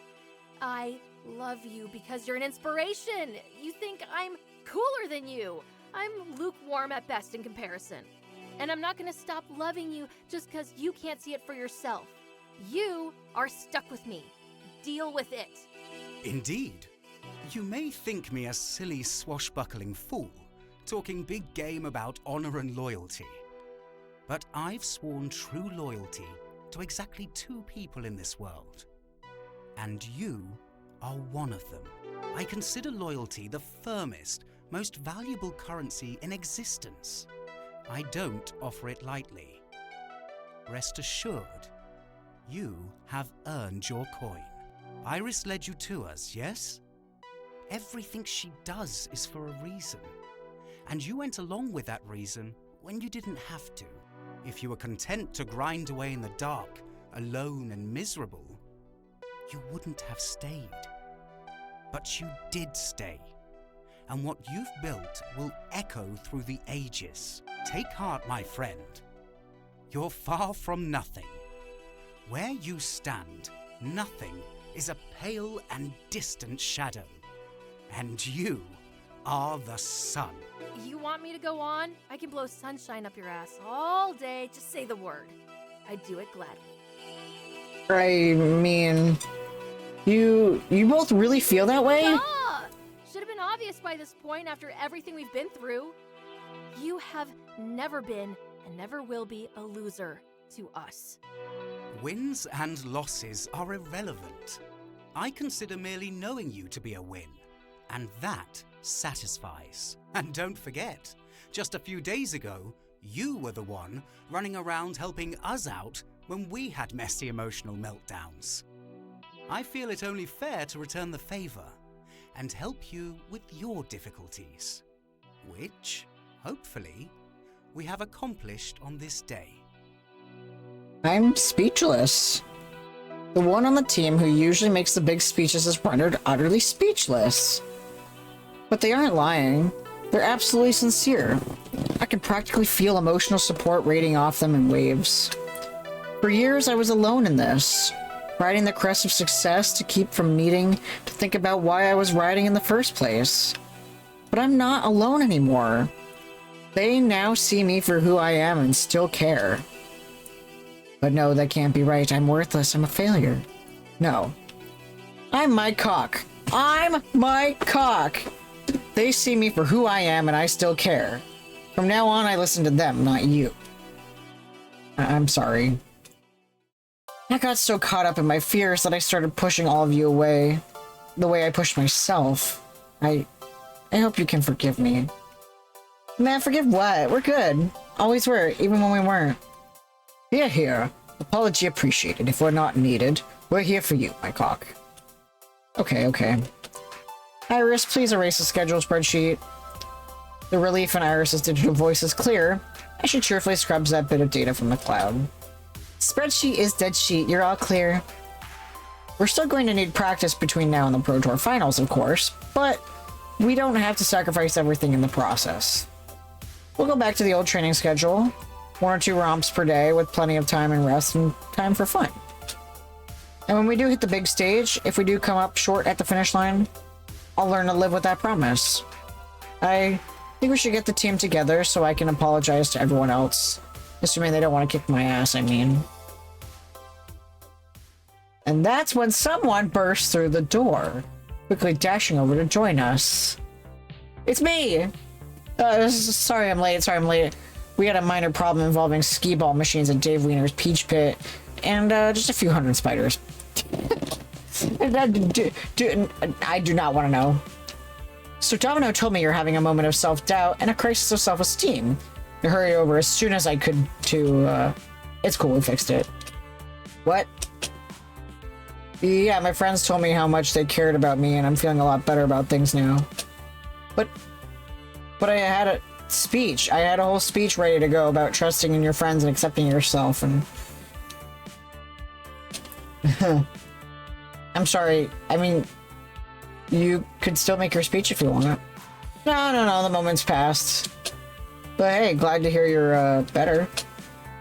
It's gonna take work, more than I'd be willing to put back when Iris first told me, but I think with the help of everyone on Balls to the Walls, I can do this. And since we still managed to qualify for the Pro Tour despite my nearly derailing the team, we can represent your brand with pride. Great, but honestly, your mental health reward is enough. I don't care how successful you are. Your existence in the esports community matters more. You can show people a better way. So don't worry about your business partner. Worry about yourself, and everything will get sorted. I've been where you were. Doubting myself, making assumptions, feeling guilty over my shortcomings. Happens to the best of us. The important thing is to recognize when you're listening to the worst parts of yourself. Don't let your depression define you. Reach out if you need help. I take this means you're willing to continue with my sponsorship? Definitely. Win or lose, I'll do you proud. Stopping being the main character for half a chapter. I've been there. Do yourself proud and we'll call it even. If you excuse me, I should probably get back to my arcade and make sure the spiders haven't completely conquered it and set up a spider kingdom. Yeah, you should do that. No 8-legged empire on my watch. Be seeing ya. As for me, I got a team to apologize to, don't I? It's time to wrap this mess up. We're gonna wrap that mess up next week. I don't work until 11 o'clock tomorrow, so I could stay up. But you guys are also tired. Who's live? Menenja is playing the Teal Mask DLC. Let's give some love to Menenja. Main characters are just buckets of PTSD being filled with more PTSD. Damn, you're right. I am so... Being a main character is really hard, and that's why I decided I want to live my life as the funny supporting character. Who'd have guessed that I'd raid to Menenja? I mean, you know, I want to raid off to... I also prefer to raid off to the person who has lowest views. Oh, who would have guessed that they're fair play in Pokemon, yeah. Good night, Orville. So yeah, next week we will continue being the main character, but Holden likes being the comedic timing side character. Like, all the characters that I wish that I could be are normally side characters. So, like, I could go on. But anyway, I would like to sleep. I'd like to eat my pretzels that Renata bought me. But we will definitely...